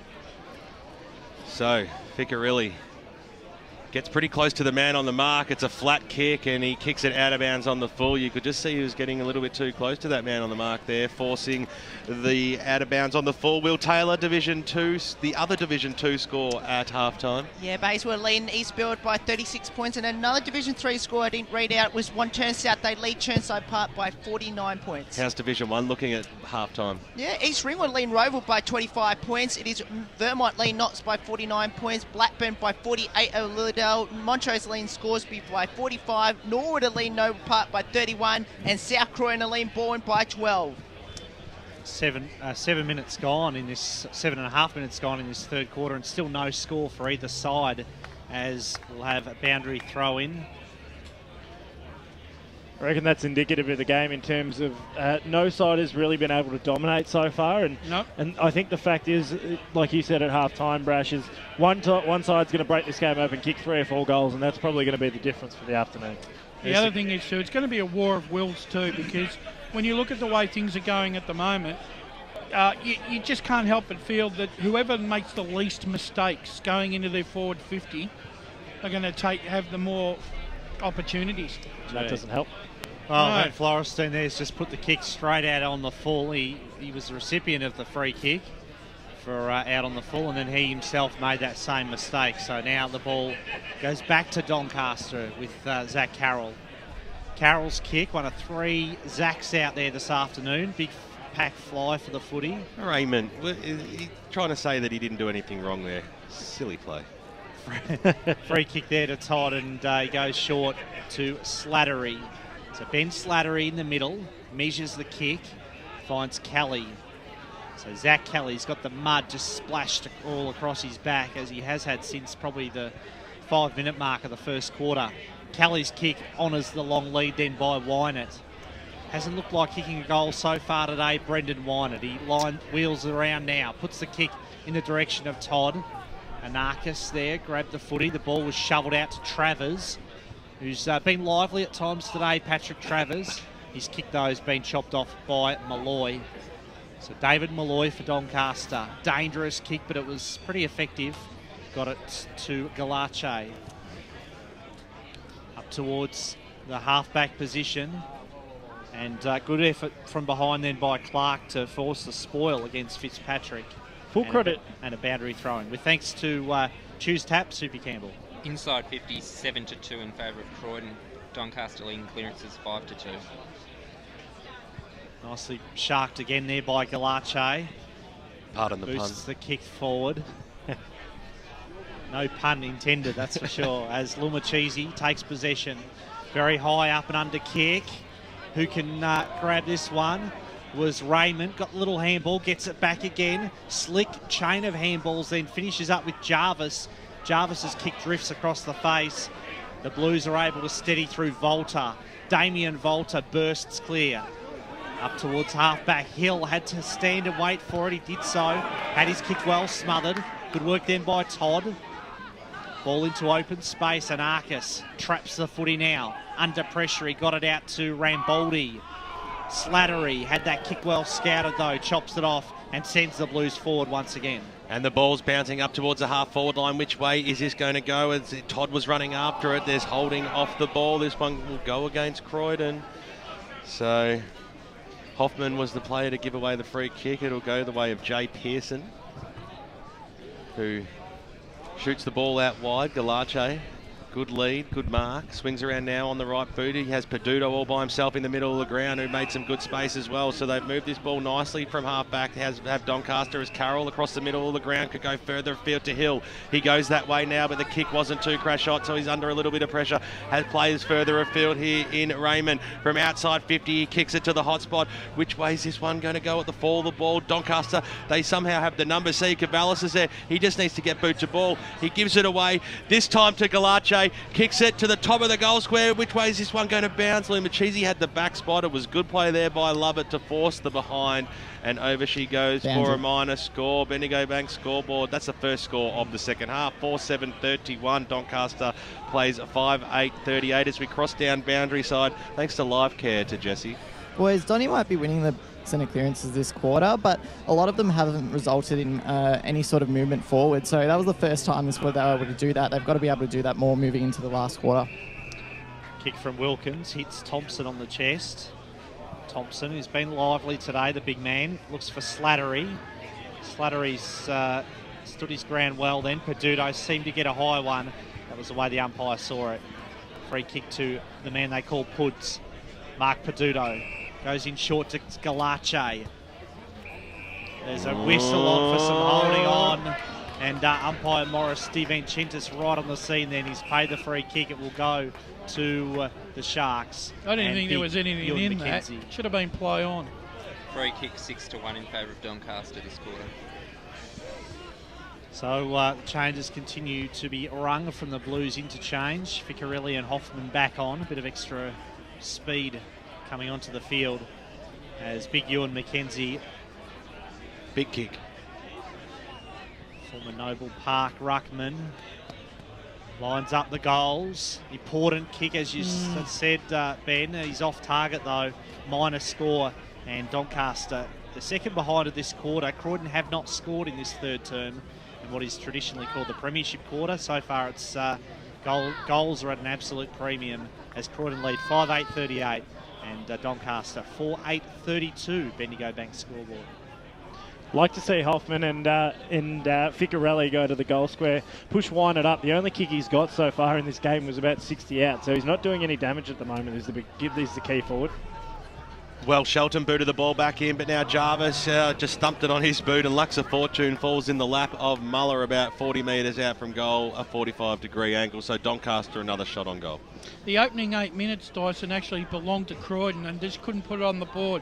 All of a sudden, Doncaster have just taken the ball and managed to hold possession in their forward 50 for the last couple of minutes and have looked threatening. Game of key moments. That's what you put it down to. So Doncaster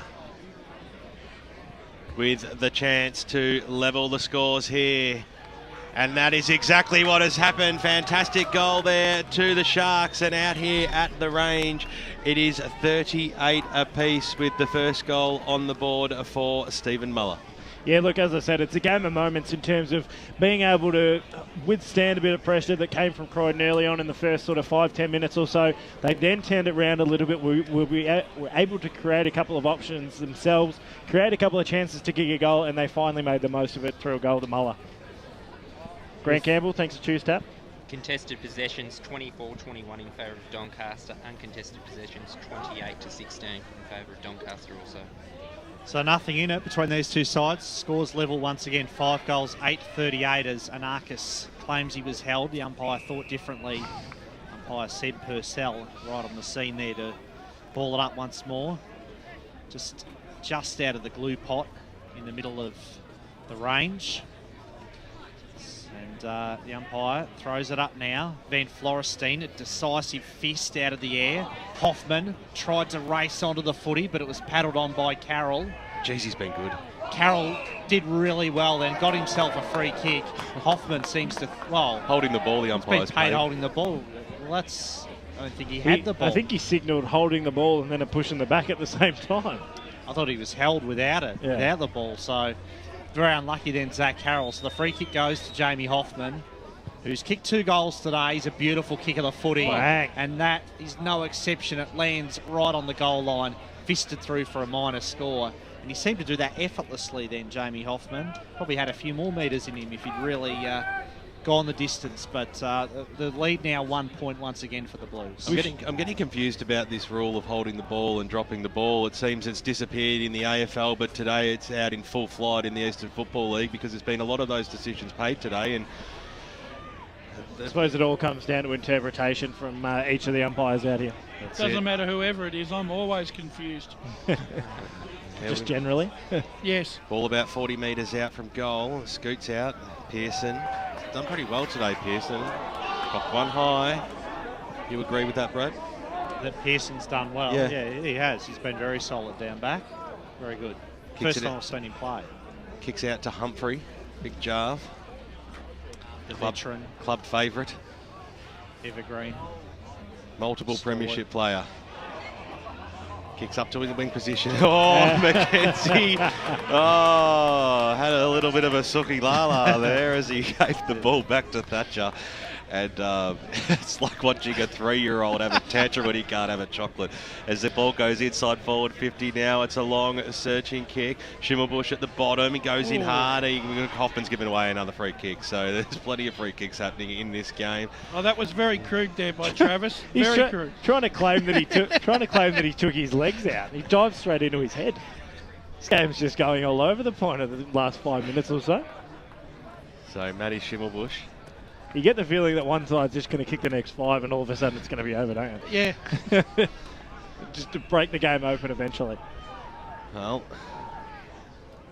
a goal in the next few minutes will be good for all the spectators out here as Muller on the right boot drives the ball up towards the half-forward line. Oh, Ewan McKenzie, that was a super effort to get down that low, the big ruckman.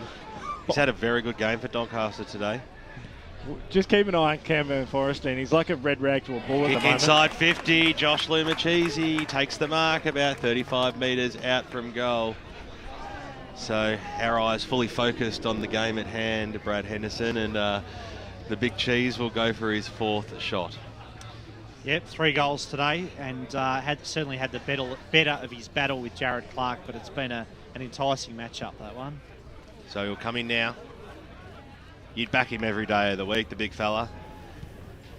Kick goes high, but the kick goes straight. 4 goals on the board to Josh Lumachese, and Doncaster have regained the lead out here at the range. 6 goals, 8-44, leads 5-9-39. We've got 18 and a half minutes here in the premiership quarter. Once again, the value of the small forward Dyson, Josh Lumachese, 4 goals out of 6. You know, he could end up turning up to be the match winner. Well, we knew that it wasn't going to be. It's not a day for key forwards, regardless of the fact that these two sides probably he don't is a key forward, though. Have a massive. In terms of size, is what I'm talking about. First time he's been called small in his life. Yeah, he'll take it every day of the week, no doubt. Ball back in the middle of the ground, Brad. It is indeed. Jarvis now in the ruck for Doncaster. This is Grant. Jimmy Grant's little handball to Hoffman. Working hard over the footy. Grant again grabs possession, shovels it out to Wilson. A lot of players dive in over the footy, and we'll have a ball up. Jimmy Grant, him and Anarchis. Jimmy Grant's one of those guys who every time the radio team comes out to see Croydon, he's one of the very best on the ground. Seems to lift when the media team are in town. This is Anarchis. The kick to the forward pocket. No mark taken by Lumachisi. High tackle there. No, on Thatcher there by Lumachisi. It was a fair tackle, in fact. And it was a great tackle. Well, Thatcher's holding his head saying that that tackle was high, Morris, but Morris thought differently. Out of the pack, McKenzie. That would have been a miracle goal. He went with the check side kick. The big fella was just off target, minus score. And Doncaster, 6-9-45. Croydon, 5-9-39. Bendigo Bank scoreboard. Well, Shelton bangs on his boot out towards, pardon me, the Higgins direction. Ball spills. Nicely trapped there by Thatcher. Well done. Running himself into a little bit of trouble there, and then wanted to kick the ball out wide, but Colinari is all alone for Doncaster, and he's going to have time to go inside forward 50 and spot up his teammate in Sia Cavallis about 40 metres out, a 45-degree angle. So Doncaster looking to stretch their lead here, Soupy.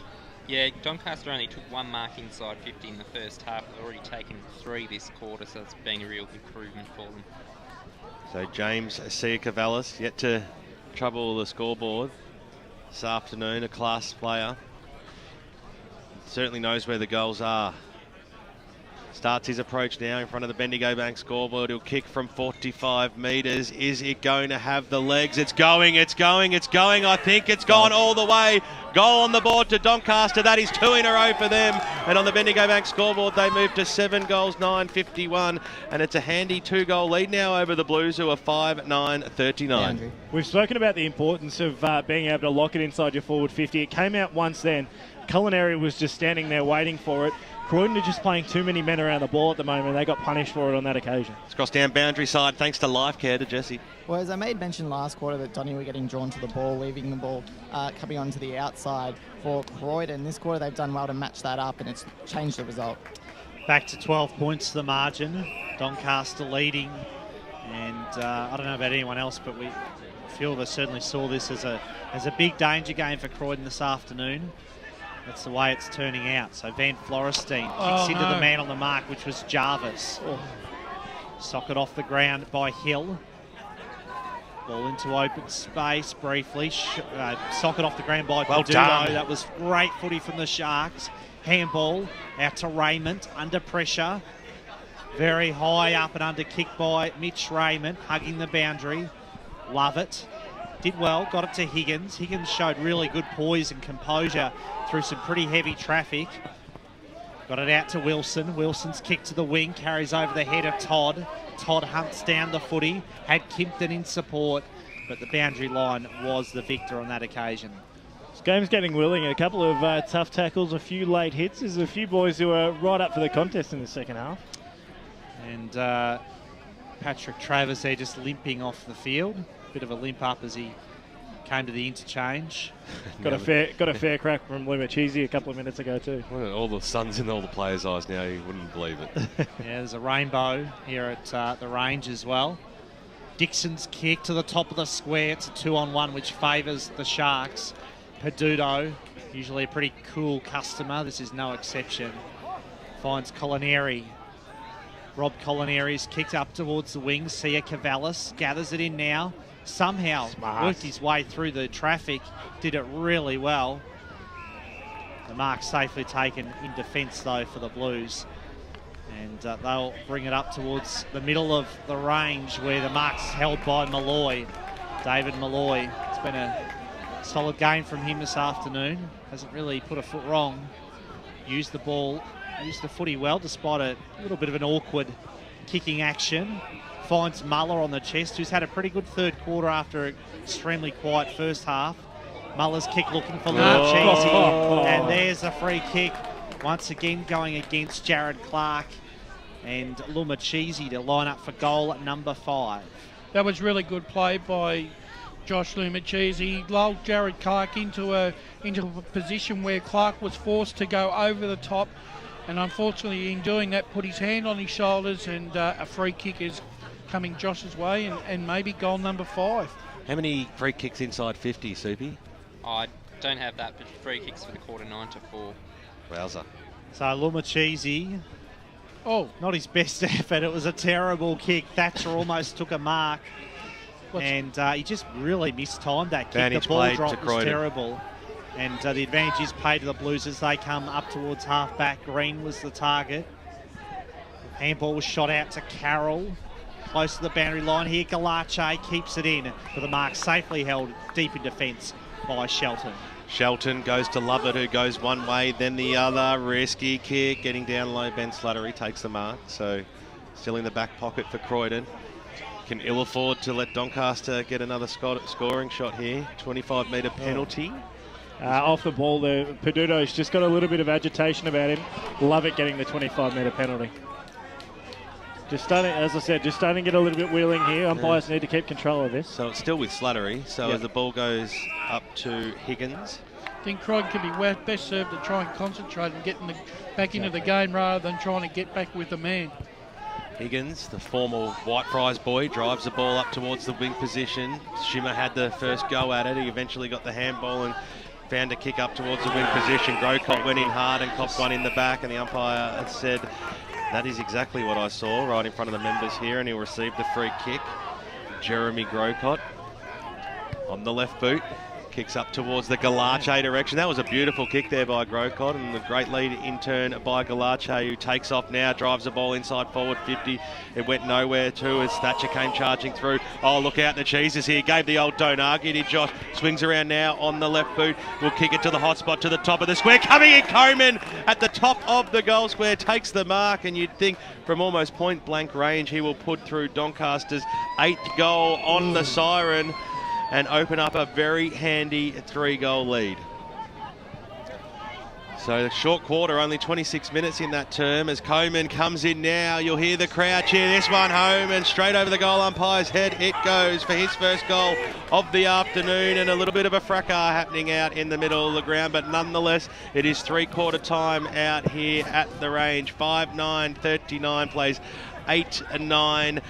57, and we are seeing an absolute cracker game out here. Dyson Baker, as we go through the major goal kickers. 4 goals to Josh Lumachese, 2 still to Dixon and Hoffman for the Blues. We're going to have a break and cross back to Barry Cotts in the Radio Western studios, because we need to come back out and hear all those important scores as you go local for your football today with Will Taylor, Dyson Baker and the gang right here on 98.1 Radio Eastern.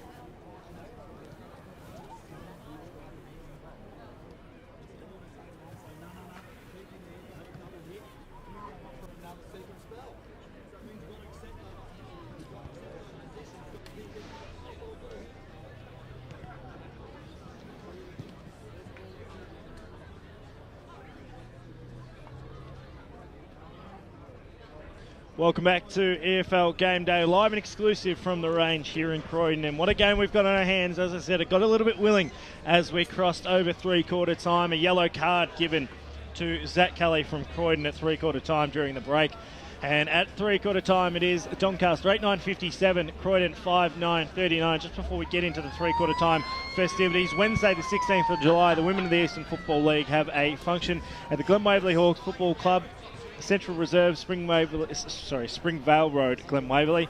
7 till 10 p.m, $35 per person paid directly to the club. Obviously, delicious meal provided, drinks at bar prices, and guest speaker Julia Zayetta, who's the editor of Better Homes and Gardens magazine. Club secretaries to contact Kira at the Eastern Football League offices by this Monday with names of attendees.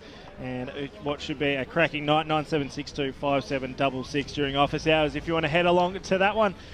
Grant Campbell, some of the choose tap match stats from around that quarter. In that third quarter, Doncaster won the contested ball for the first time, 39-33. The kicks and uncontested possessions told the story. They won the kicks 64-38 and the uncontested possessions 47-21, so both by 26. It's huge wins. Inside 50 count, 14-11 their way, and after only taking one mark inside 50 in the first half, they took 4-1 in that third quarter. So Croydon really need to reverse the stat sheet from that third quarter if they're going to win at the match. Andrew Tranquilli is still revving up his troops, so we might go around the grounds. We will, Taylor. Yeah, Division 1, Vermont leading Knox by 64 points. Norwood are leading Noble Park by 26 points. It is all tied up between South Croydon and Bourne heading into the last quarter. As we move into Division 3 now, it's Whitehorse by 4 points over Heathmont, Mitcham by 34 over Ringwood, Upper Ferntree Gully leading by 35 over the Basin. In Division 4, Ferntree Gully leading Surrey Park by 53, and Warrandyte leading Forest Hill by 8 points. We're just waiting on, I think Jesse's on his way to try and get Andrew Tranquilli, although Andrew Tranquilli, I think, still thinks he's going to play. He's just heading right into the middle of the ground. But all set for this final term. It's a 12-point lead, sorry, an 18-point lead currently to the Doncaster Sharks at the moment. And Jesse has their coach, thanks to Life Care with Andrew Tranquilli. Hey, Andrew, you seem to do pretty well to shut down their outside run in that last quarter. You must have been pretty happy with that. Oh, look, that's one of the strengths we know of Croydon. We were a little bit weak on that in the first half. We identified it at half-time.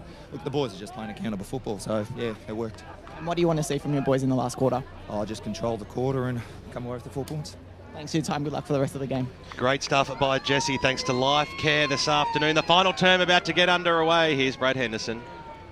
18 points, the lead for Doncaster heading into this last quarter. What a third quarter that was by the Sharks. 4 goals to nothing in the third term. Will it be a match-winning premiership quarter from them as Hoffman takes possession for Croydon, fires at the goals, but he's well and truly and way off target. Out on the full end from Jamie Hoffman. 2 goals he's kicked today. He's looked dangerous most times he's had the footy in his hands, but he didn't come close to scoring on that occasion. So the ball deep in the Doncaster defence, which has worked overtime today. They've all done a good job. Schimmelbusch, Pearson, McGarnis. They've all teamed together really well. As the kick comes out of defence, thumping kick. Looks like a great goal for the Blues. And it is a goal, the first goal of the last quarter. And it looked like it was kicked by Lachlan Todd, who of the day. So Lockie Todd has 2 and Croydon move on to 6-9-45. Doncaster 8-9-57, the margin back to just 2 goals on the Bendigo Bank scoreboard. It was exactly what the doctor ordered here for the Croydon Footy Club. They needed to get that goal, mainly because they needed to get their composure back. From about the 15-minute mark of the third quarter, they lost their composure. Now they can focus again, and they've still got a job ahead, but they've got the first goal, and that's what counts. So the ball's back in the middle here. Great start here by the Croydon side in the final term. Margin reduced down to 11 points now as Mackenzie got the knockout in the ruck. Anarchis was the first player to get in there. Scooted it out towards the Peduto direction where he's got Zach Higgins right on his hammer. Almost could have won a free kick there. Zach, the umpire said yes. Wilson got a handball away to Kimpton. Advantage has been paid. Picked up by Kimpton. Squeezes a kick towards Green in the middle of the ground. It was handy. Little pass on now. Hoffman on the right boot, drives the ball inside forward 50. It was a good kick. Wynerd, one bite at the back knocked away by McGarnis. Swings around now by Todd. Another shot on goal to the left-hand side this time and through for another minor score. So they're peppering the goals, the Blues, early in this fourth term. We've gone 2.5 minutes on the Bendigo Bank scoreboard, and the lead has been reduced once again as we cross down boundary side to Jesse, thanks to Life Care. Andrew Tranquilli was really revved up the boys at that break. He suggested that last week was a bit of a wake-up call for them, so I'll be interested to see how they respond in this last quarter. Schimmelbusch brings the ball back in to the outer side, just in front of the scoreboard here at the range. Volta throws the ball on the boot. Looks for a teammate. Oh, what a mark! It has taken the mark. He's barely had a sniff of it all day, but well, cometh the man, cometh the hour, as they say. Just when Croydon most need him, Brendan Wynett slid in, took the mark just a few centimetres off the ground. And we'll go back and line up for his first goal of the day and goal number 54 of the season. In terms of the way they set up for the next sort of 20 minutes or so left in this final term. Brendan Wynett, left footer of course, absolutely dominating the goal kicking this season in second division. For goal number 1 of the day, and he thinks it's a goal. He's pretty angry at that decision by the goal umpire, but goal umpire's usually in the best spot. He says it was a minor score, so Wynett's still yet to break his duck this afternoon. About as angry as Ben McGarnis was that he got the mark, as the Schimmelbusch kick was a good one too. Short passes on now, Doncaster. Well, they're putting themselves under a little bit of pressure here as Malloy got the handball back, so squeezed a kick up towards Anarchis across the half-back line.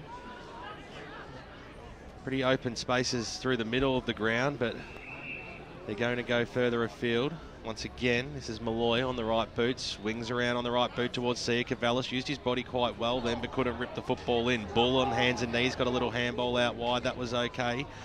His ball still along that boundary line. Kept in nicely, Green. Links up well in the middle of the ground, and now Kimpton has it, and the Blues can be away. Bangs it on his boot inside forward, 51. It's going to be the first play to meet there. Oh, well done, Ben McGarnis. He just read the play brilliantly. Little kick off the ground, eventually finds Wynett. Short passes on. That's a beautiful kick towards Thompson. Ficarelli at the fall of the ball. Handball to Kimpton. He overran the pill. The ball was scooted out towards the back pocket. Now it becomes a foot race. First player out there to meet it will be Pearson. Gets a little kick off the ground. Bouncing football. In fact, that time it was Hill. So in the long sleeves today, Ficarelli's in there, as is Lachlan Todd, and we'll have a bounce. So a hotly contested football across the half-back line. I'm still a bit critical about Croydon letting that first kick of Doncaster's out of off the back line. It's costing them 30 metres every time. Front spot there to McKenzie will give him the knockout at Grant Campbell, and it goes over the boundary line and out of bounds once again. Not 100% sure if this is a final score, and it seems like it, just looking through on Twitter. Heathmont 3:10:28, Whitehorse 4:9:33. Could possibly be a final score. I'll keep an eye on that one. Possibly be the shortest game in the EFL's history as well, as the ball smothered. Jimmy Grant goes after it. Over the boundary line it goes once again. They might have just played true 20-minute quarters, guys. Grant Campbell, thanks to Choose Tap. First 6 inside 50s to Croydon. Dominating the early stages as McKenzie almost went up unopposed. Got a little kick off the ground there, and that was handy. So too did Carroll. Peduto just wanted the football, did he, Mark? Bangs it on his boot up towards the middle of the ground. It was nicely fisted away there by Shelton that time, and it eventually flicks out to Lovett. Quick skills, spotted up his teammate there in Wilson. Fans getting right behind their side now. They are coming. 10 points is the margin. Doncaster have that lead going up there. Well, Rumboldi almost spilled what McKenzie would have definitely taken. Spills out now to Hill. Cops one very high from Kimpton. Knee to the head type of style, but it was unintended. But nonetheless, it is a free kick. And the ball's in the arms of Troy Hill. Still in the defensive arc for Doncaster. They haven't gone inside forward 50 this quarter thus far. I don't know where that kick was going, but Van Florentine should have told Jimmy Grant to leave it. In comes Shelton, got the handball over the top. That was okay. Trying to get himself out of trouble there was Hoffman, and he copped one high. Tried to give the don't argue, but a little bit harder when you come up against a ruckman who has a lot of size on you. So it'll be Jamie Hoffman, who kicked 2 goals in the first half, to shoot from inside the centre square here. Is usually a beautiful kick of the football. It's going to go all the way to the top of the square, nicely fisted through by that man in Adrian Gallard, in that man in Trey Pearson. And a minus score once again to Croydon. Bendigo Bank scoreboard at the moment, it is a 9-point lead to Doncaster as we've gone 7 minutes in this final term. Kelly, very short from the kick in to Sia Cavallis. Pretty much straight up the middle. Sia Cavallis back to Kelly. Carroll, I should say. Zach Carroll. Carroll's kick to the wing. Lumachese. And the ball hit him on the ankles there, just in front of him. Interestingly, Hoffman looks like the only Croydon player that's really capable of kicking a really good long goal. I'd be half tempted to put him down in a forward pocket now and try him one out. Van Florestein here to go up against Lumachese, so a bit of a size difference there in the ruck, but Lumachese won the tap. Strong tackle applied. Even as you say that, Brash, Hoffman, he does look like he could kick a goal, but he's had 2 shots from about 50 out where he's put it right to the line, and it's been fisted through pretty easily by the defence. So, you know, you would almost prefer him to just sit it to the top of the square and give the forwards a chance, because he's always going to struggle to make the distance from there. With thanks to Choose Tap, Grant Campbell. Yeah, Croydon have been wasteful from their set shots, as you've been saying, kicking 1 goal 7. So Jimmy Grant this time goes up against McKenzie. Dixon there at the fall of the ball, along with Anarchis. Chris Anarchis dominated the first half. Has been solid in the second half. Probably has just been shut down a little bit compared to how he was tracking in that first 2 quarters. Slattery gathered the ball in nicely, did really well, got it to Dixon, off to Hoffman, through the middle. Handball, in fact, it was Volta there, and he copped a high one. Damien Volta. Concentrate on the ball here. Doesn't want to give away the free kick. They've got the footy, Croydon, so Volta now will take it. Little handball to Clark, cruising past. Jared Clark's driving kick, but it's disappointing. Not sure who that was intended for. Mark safely held there by Jarvis, and a 25-metre penalty has been paid against Todd. Yeah. So Greg Jarvis, he played that pretty well. Bit of experience. I think he almost just drew that penalty, and he did it well. Little handball to Carroll. Zach Carroll, thumping kick. Bit of a floater, and it's been well marked by Lovett, who's played a really good game today for Croydon. Very solid. He's used the footy well. This is no exception. He finds Wilson. Wilson's kick to the wing. Lovett short to Grant. Jimmy Grant's handball to Wilkins. Not his best effort with the kick. Really indiscriminate. Kick up Wynett. Round the corner. Bounces it into the post. Slams it into the woodwork. And Brendan Wynett cannot buy a goal this afternoon. Croydon 6-13-49. Doncaster 8-9-57 on the Bendigo Bank scoreboard. Still full credit to Ben McGarnis. He's kept the pressure on him all afternoon and hasn't had any influence on the game whatsoever. Rumboldi takes it in the back pocket for Doncaster. He's got Fitzpatrick short if he wants him. Elects to go to the Jarvis direction. Couldn't quite pull the mark down. Slattery was in there for the Blues. Worked it out towards the Todd direction. Quickly wrapped up by Big Jarv, and we'll have a bounce just outside the forward 50 for Croydon. Been solid in the second half, Jarvis. Yes. So, ball scoots out, comes towards the wing position. Galache almost got a little mini shove in the back, and the umpire said he did.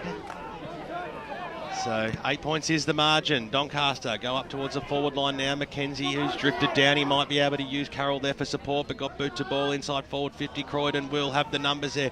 Nicely done there by Clark, who charged after the football. Peduto came charging in as well. Quickly met him with Slattery, worked it out towards the Wilkins direction. That was good play from Croydon. Up towards the wing position. The umpire said it was fair. Picked up by Fitzpatrick, got it away to Anarchis. Snapped it inside forward 50, and when you stand in the right position, you'll take the mark. Carroll, who's, to my mind, best on ground this afternoon, kicks it inside forward 50, and Muller comes out and takes an absolute ripper mark out in front, about 40 metres out from goal. Once again, Croydon have dominated the opening 8 to 10 minutes of the ground, and the same thing has happened again. Doncaster have just Mate, got in on an opportunity through a great piece of play from Anarchis to Carroll, and Muller now shooting for goal, which could possibly make it a little difficult. Muller again. is coming in for his second goal. He kicked one in that third term. He'll shoot on goalwood now. The crowd will tell the story. So will the players. Straight over the goal umpire's head. He does not move. That is Muller's second, and a little bit of breathing space for the Doncaster Football Club. 14-point lead now at the 13.5-minute mark on the Bendigo Bank scoreboard. Cross down boundary side thanks to a life care to Jesse. Johnny will be glad to get that breathing space, boys. Ben Johnson's on the boundary, has his jacket on, appears to be out for the day. Hasn't had much of an influence through this afternoon anyway, to be honest. Well, the margin, some 14 points here at the range. 14 points the margin, back in the middle. Malloy shot it out to Anarchis.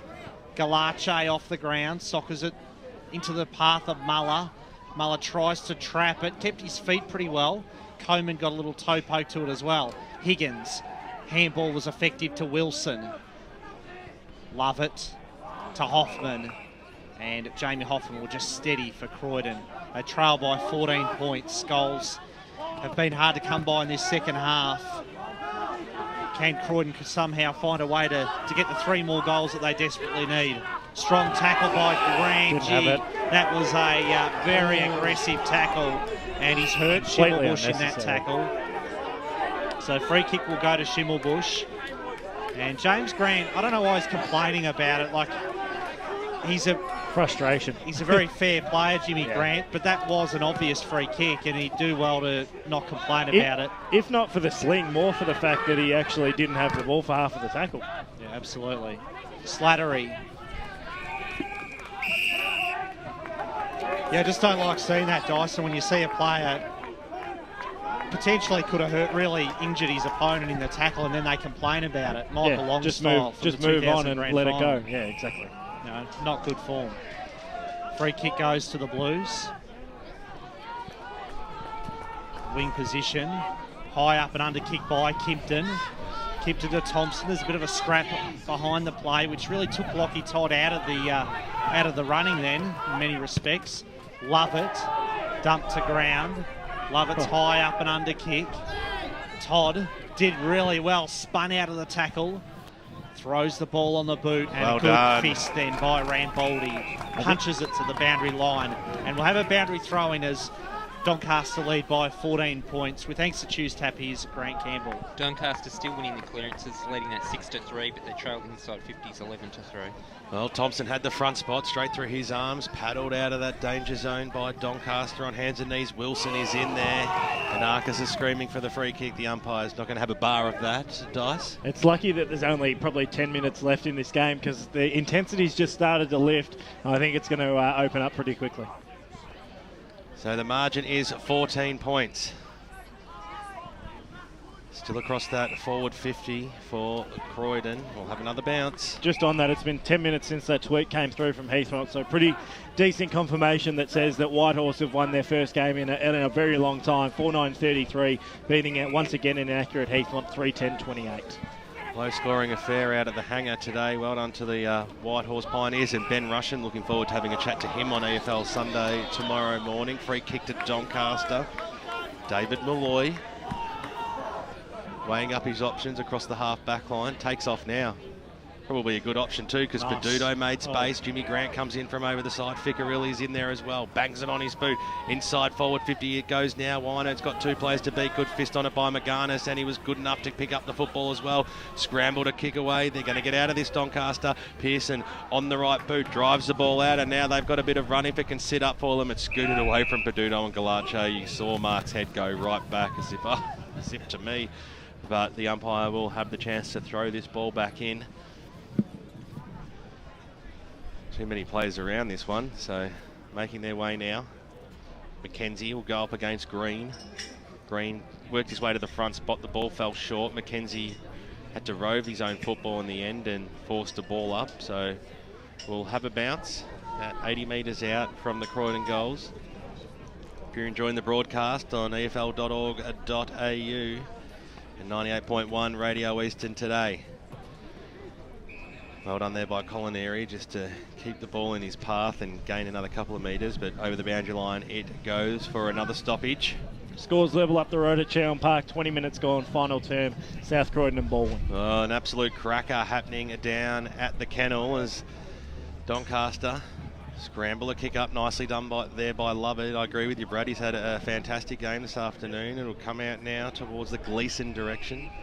He got dispossessed of the football, helped up by teammates, and we will have another boundary throw in. So, waiting for this to break open a little bit here. The players following the football. Green paddled it, stolen by Galache.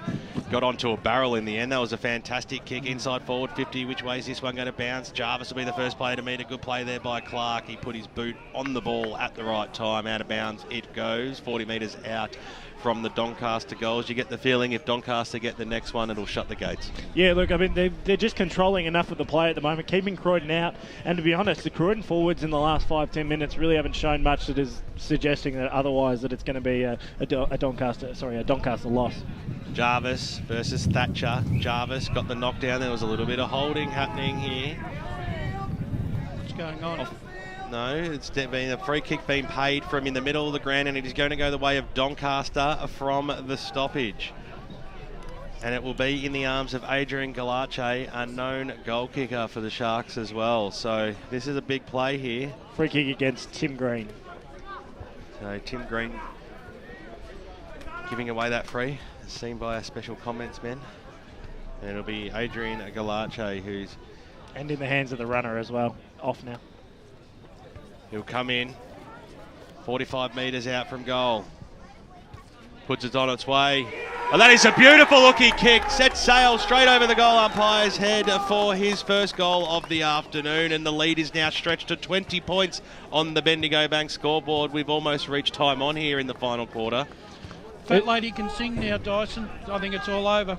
Yeah, look, I mean, we've spoken about this frustration that Croydon seem to have all afternoon. It's boiled over there. It's cost them numerous goals throughout this game, and it's something that they really got to sort out in the last 7 weeks of the year, because if they come up against a side like Doncaster who test them and they're not 100% on the ball, it's going to cost them like it has today.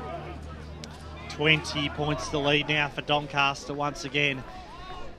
And they do look like they're going to run away with this win here this afternoon. What a great result that would be, an away win coming out here to the range this afternoon, getting the 4 points if they can do so, the Sharks, and really keeping their finals hopes well and truly alive, getting right back in amongst it. They needed to get the W today, that's for sure, as Higgins gives the free kick away to Sia Cavallis. So James Sia Cavallis from the middle of the range thumps it forward. Punched there by Thatcher in defence. Kelly did really well, scooped it up, gave it off to Wilkins. Back to Kelly. Kelly's soccer kick off the ground to Kimpton. Kimpton's handball was pretty effective to Higgins. And no intent. The kick there hugs the boundary and then finally over. Not a bad spot though, bit of meterage gain for Croydon. They've got it up towards half forward. But they desperately need to kick a goal from this next foray forward if they can do so. Thompson to compete against McKenzie in the ruck. Strong tackle applied there. The umpire Purcell says he'll ball it up. And there's a signal there. There's a player for Doncaster who's a bit sore as he gets up. Thompson flew high but didn't really get fist to the ball. Carroll's kick up towards the wing. Volta with the handball. Getting very dark out here now at the range. Clark against Lumachese. Lumachese outpoints Clark.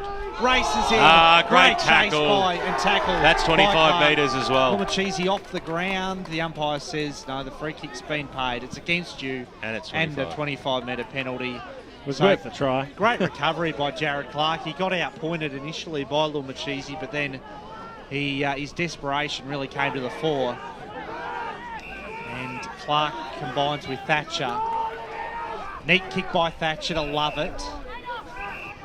Hayden Lovett at half-back for Croydon. He's barely wasted the footy once this afternoon. Kimpton takes the mark. Kimpton's kick to Grant. Rambaldi paddles it to the line and over the boundary line. And just as Hayden Lovett's barely wasted the footy once this afternoon for Croydon, you could say the same about Zach Carroll for Doncaster, and those two certainly will, you would think, would be featuring pretty highly in the votes at the end of the day. Quick kick around the corner, up towards the wing. Galache seemed to throw it out. Strong tackle by Ficarelli.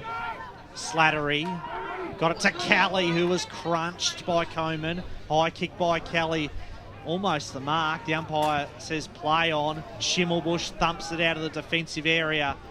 He had no intention really then other than to find the boundary line, but the umpire gives him the benefit of the doubt. Every player on the ground was surprised there that it wasn't deliberate. Tuesday match stats, Grant Campbell. Clearance has really told a story. 14-3 in favour of Doncaster, and they've won the hit-outs and clearances in every quarter. Mackenzie will go up against Van Florenstein. Mackenzie again, geez, he's been good all day, hasn't he? Carroll, a superstar as well, bangs it on his boot.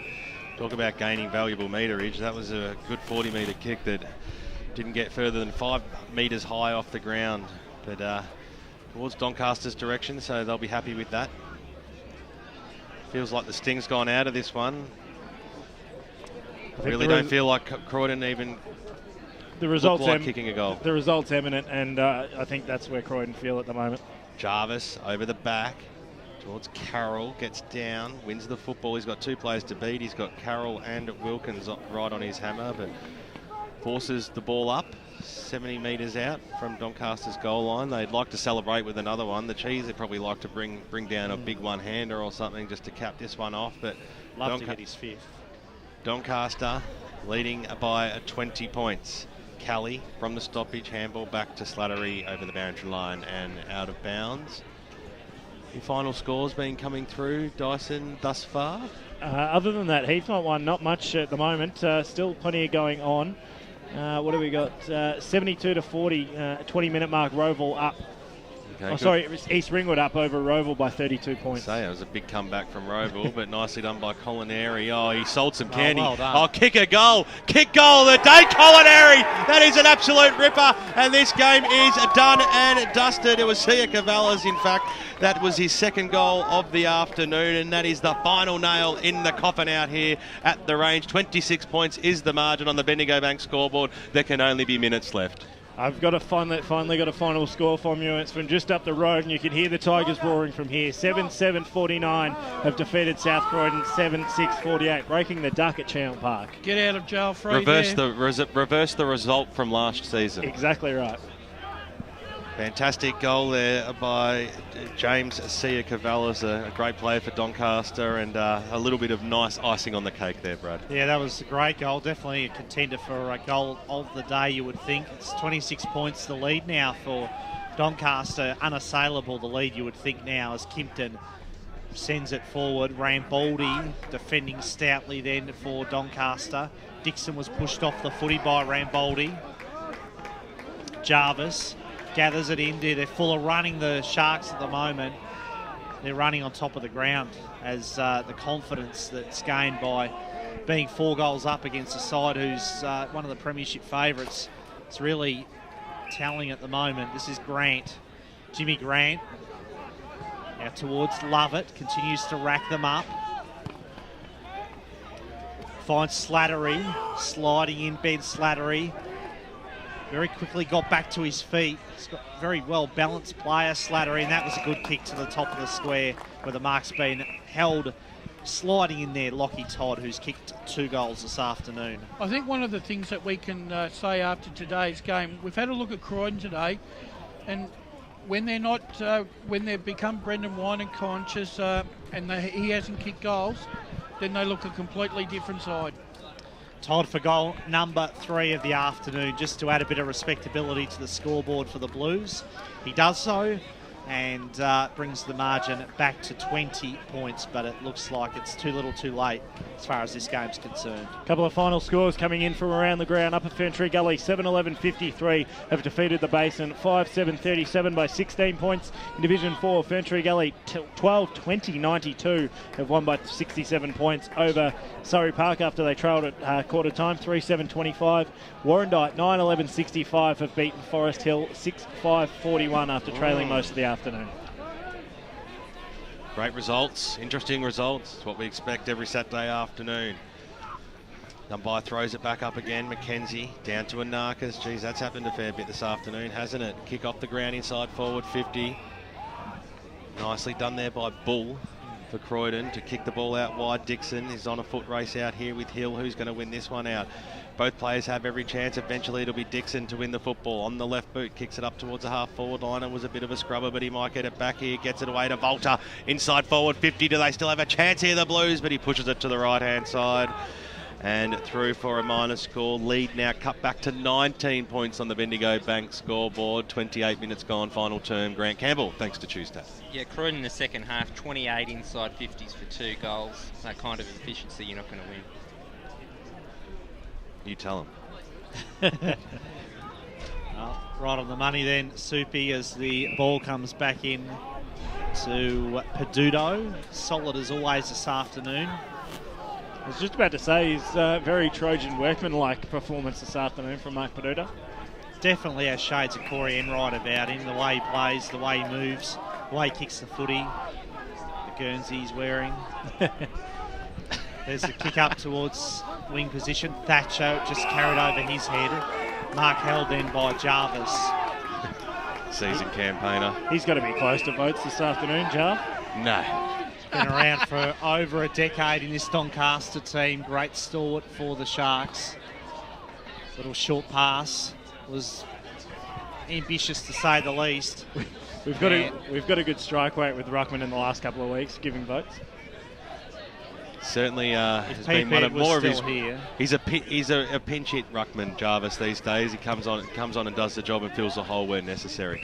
I was going to say, if Frosty was here, he'd be getting the 3 votes because the ruckman always got 3 votes. It's Ray. Oh, and Ray's followed suit. and Davo, when he's on board as well. I love the ruckman. Fisted to the line then by Rambaldi, who's played a really good game as well. Mm-hmm. The whole back line have been fantastic. Mitcham have retained the Greg Pym Shield 16-13-109, defeating Ringwood 6-10-46. 19 points is the margin here as Thompson's given away a free kick. Shane Thompson. Tell you what, this guy's been pretty Trojan-like today as well. Might even get $100. Big Ewan McKenzie. Speaking of ruckman. Concedes ground. Got it to Anarkas. Yeah, the ruck combination of McKenzie and Jarvis have been pretty mighty this afternoon for the Sharks. Short pass on to Anarkas. This guy's been terrific as always. There's about 47 players that are getting. Are you going to split votes again this week? As the siren sounds, the ball finishes up in the hands of James Sia Cavallis, and Doncaster come away with a 19-point win, 11-9-75. Croydon 7-14-56. 19-point win on the Bendigo Bank scoreboard to the Sharks. Croydon a bit wasteful. They'll be disappointed with that. And that's their second loss of the season. Doncaster keep themselves very much in the mix for finals this year. Major goal kickers on the park today. The big cheese, Josh Limachese, kicked 4 goals, 2 goals to Stephen Muller in the second half to help Doncaster get the points today. As for the Croydon Football Club, 2 goals each to Billy Dixon, Jamie Hoffman and Lachlan Todd. So the big full forward, Brendan Weiner, not getting amongst the goals today, Brad, which is quite surprising because we've been dying to come out and see how he goes about it as well, haven't we? We have. We've been looking forward to seeing Croydon at their best and Brendan Weiner at his very best, and we didn't see either of those this afternoon. The Blues were a bit disappointing by their standards, and certainly Brendan Weiner just couldn't get near it this afternoon. That's got to be a credit to Ben McGarnis, though. He was fantastic. Kept him right out of the game. He started to get into it during that third term, early in the fourth. But even still, when he was getting possessions, didn't even look like he was going to kick a goal. See the Baker family down below. Yeah, just thought they'd come and say hello. But this is, for me, I mean, it now moves with Doncaster East having a bye. It now moves Doncaster into 5th spot, equal with Mooroolbark, who are in 4th at the moment. Croydon now leave themselves open to Mulgrave, as much as we thought Mulgrave were half a chance of dropping out of the 4. So it just tightens up Division 2. Mulgrave ain't going anywhere. A little bit further. Mulgrave ain't going anywhere based on that performance last week. The result today will hurt sides like Mooroolbark and Doncaster, who are also playing for that top 4 spot. I'm saying that Croydon now leave the door open for Mulgrave. Absolutely. But I was just referring to you saying we thought they might drop out. I don't think that for 1 second that Mulgrave will drop out of that top 4. But he's left the building. Final scores in Division 1 East: Ringwood 10-14-74, Roval 5-11-41, Vermont 16-12, 108. 108. 100-point winners over Knox. 7 behinds, 7 points. So dominant performance from the Eagles. Too sure where our life care boundary rider is at the moment, but we were really hoping to get some interviews with the winning coach and players. Yeah, I think he's slowly going to head back down boundary side now as Doncaster just head into the rooms. A pretty dominant performance from the Sharks today. This is exactly what we wanted to see from the Sharks. We saw them against the Waverley Blues back in round 4. They didn't bring it on that occasion. They have today, and this really shows now, Brash, that they're a genuine contender. Yeah, they certainly are. Look, they did all the right things today. They needed to respond. I'm sure Andrew Tranquilli really gave it to them during the week, and they've come out today and got the job done against, I think, a very disappointing Croydon side. The thing for me is that we speak about Ben Johnson, and we assumed he'd be dominant back in round 4 when they played the Waverley Blues. We assumed he'd be dominant today. He hasn't done so, but the fact is they still managed to get up. He looked slow. He looked relatively ordinary, to be honest, Ben Johnson. They took him off at, I believe, 3/4 time, but it was the way they responded, and they were able to, guys through that midfield pack just dominated the Croydon midfield, and that was the main thing for this afternoon. Here's the song from the Doncaster rooms. And this is what you'll hear us sing after every game. Come on, the boys. We'll be Brindis. Win the flag this year. Oh, fight for blue and white, and we'll celebrate tonight.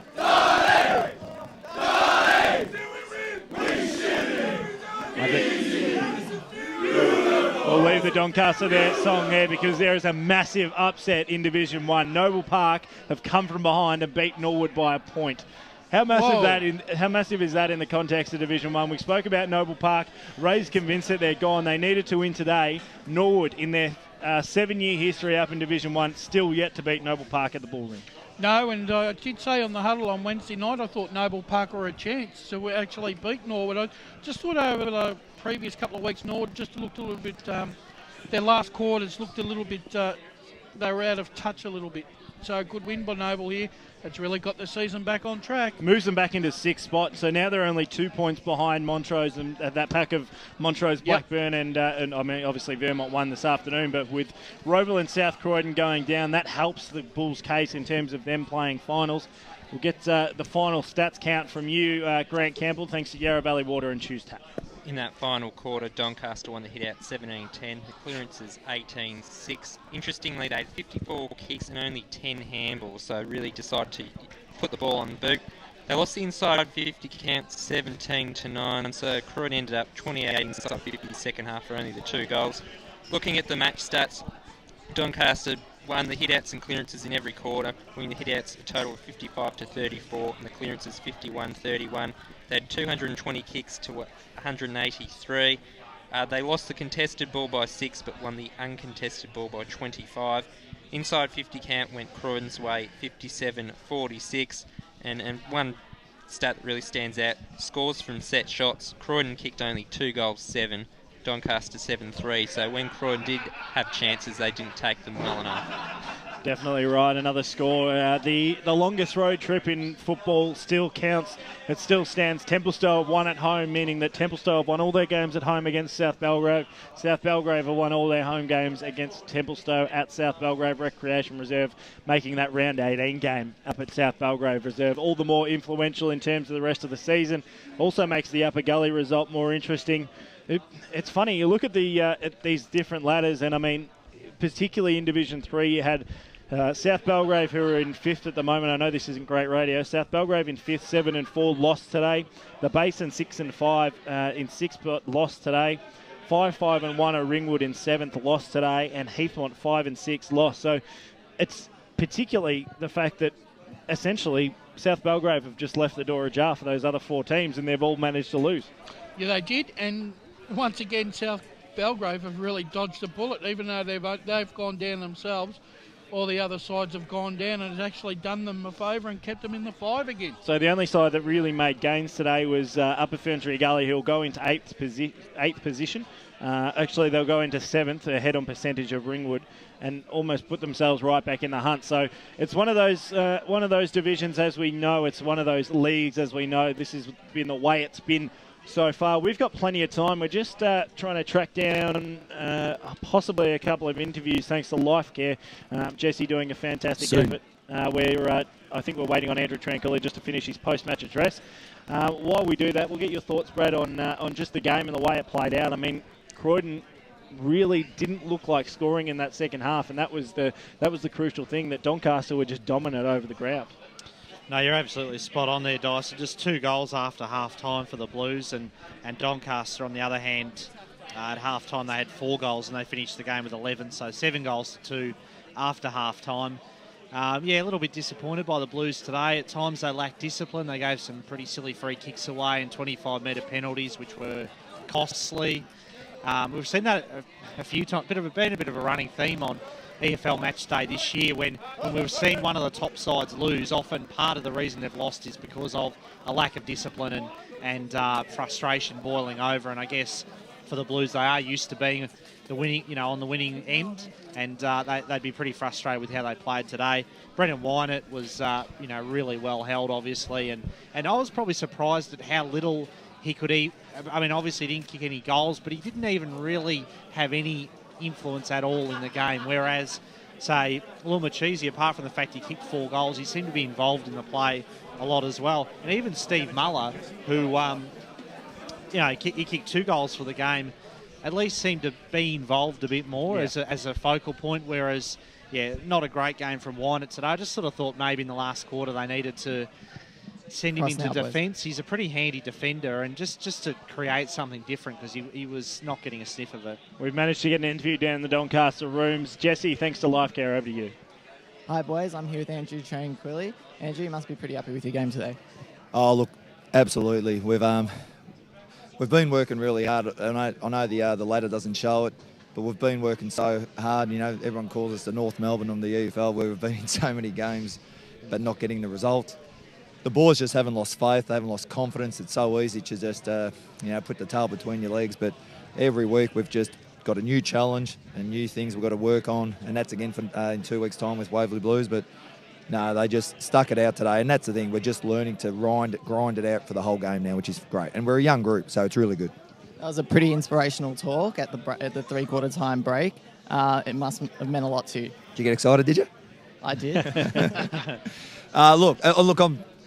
as the coach, I've got to lead. They say that sometimes the fish rots at the head, but I've got to lead and try and get the boys motivated. Sometimes it's they think they've done enough, and I've just got to make sure I've got to pull those right chess pieces in the right place. And it's as long as I try not to lose it. It's gone. I try not to. Can't hear it. Gone. Yeah, I can't. I try not to lose it with the emotions, but no, it was well planned. AT, I'll ask you one about the back 6 today, or the back line in general, because they were absolutely fantastic. We know that Sika Vallis and McKenzie and Anarchis were playing well down the middle of that back line. That was super performance today. Yeah, again, that's one of the areas that we've really been working on. And again, we're a new group again this year.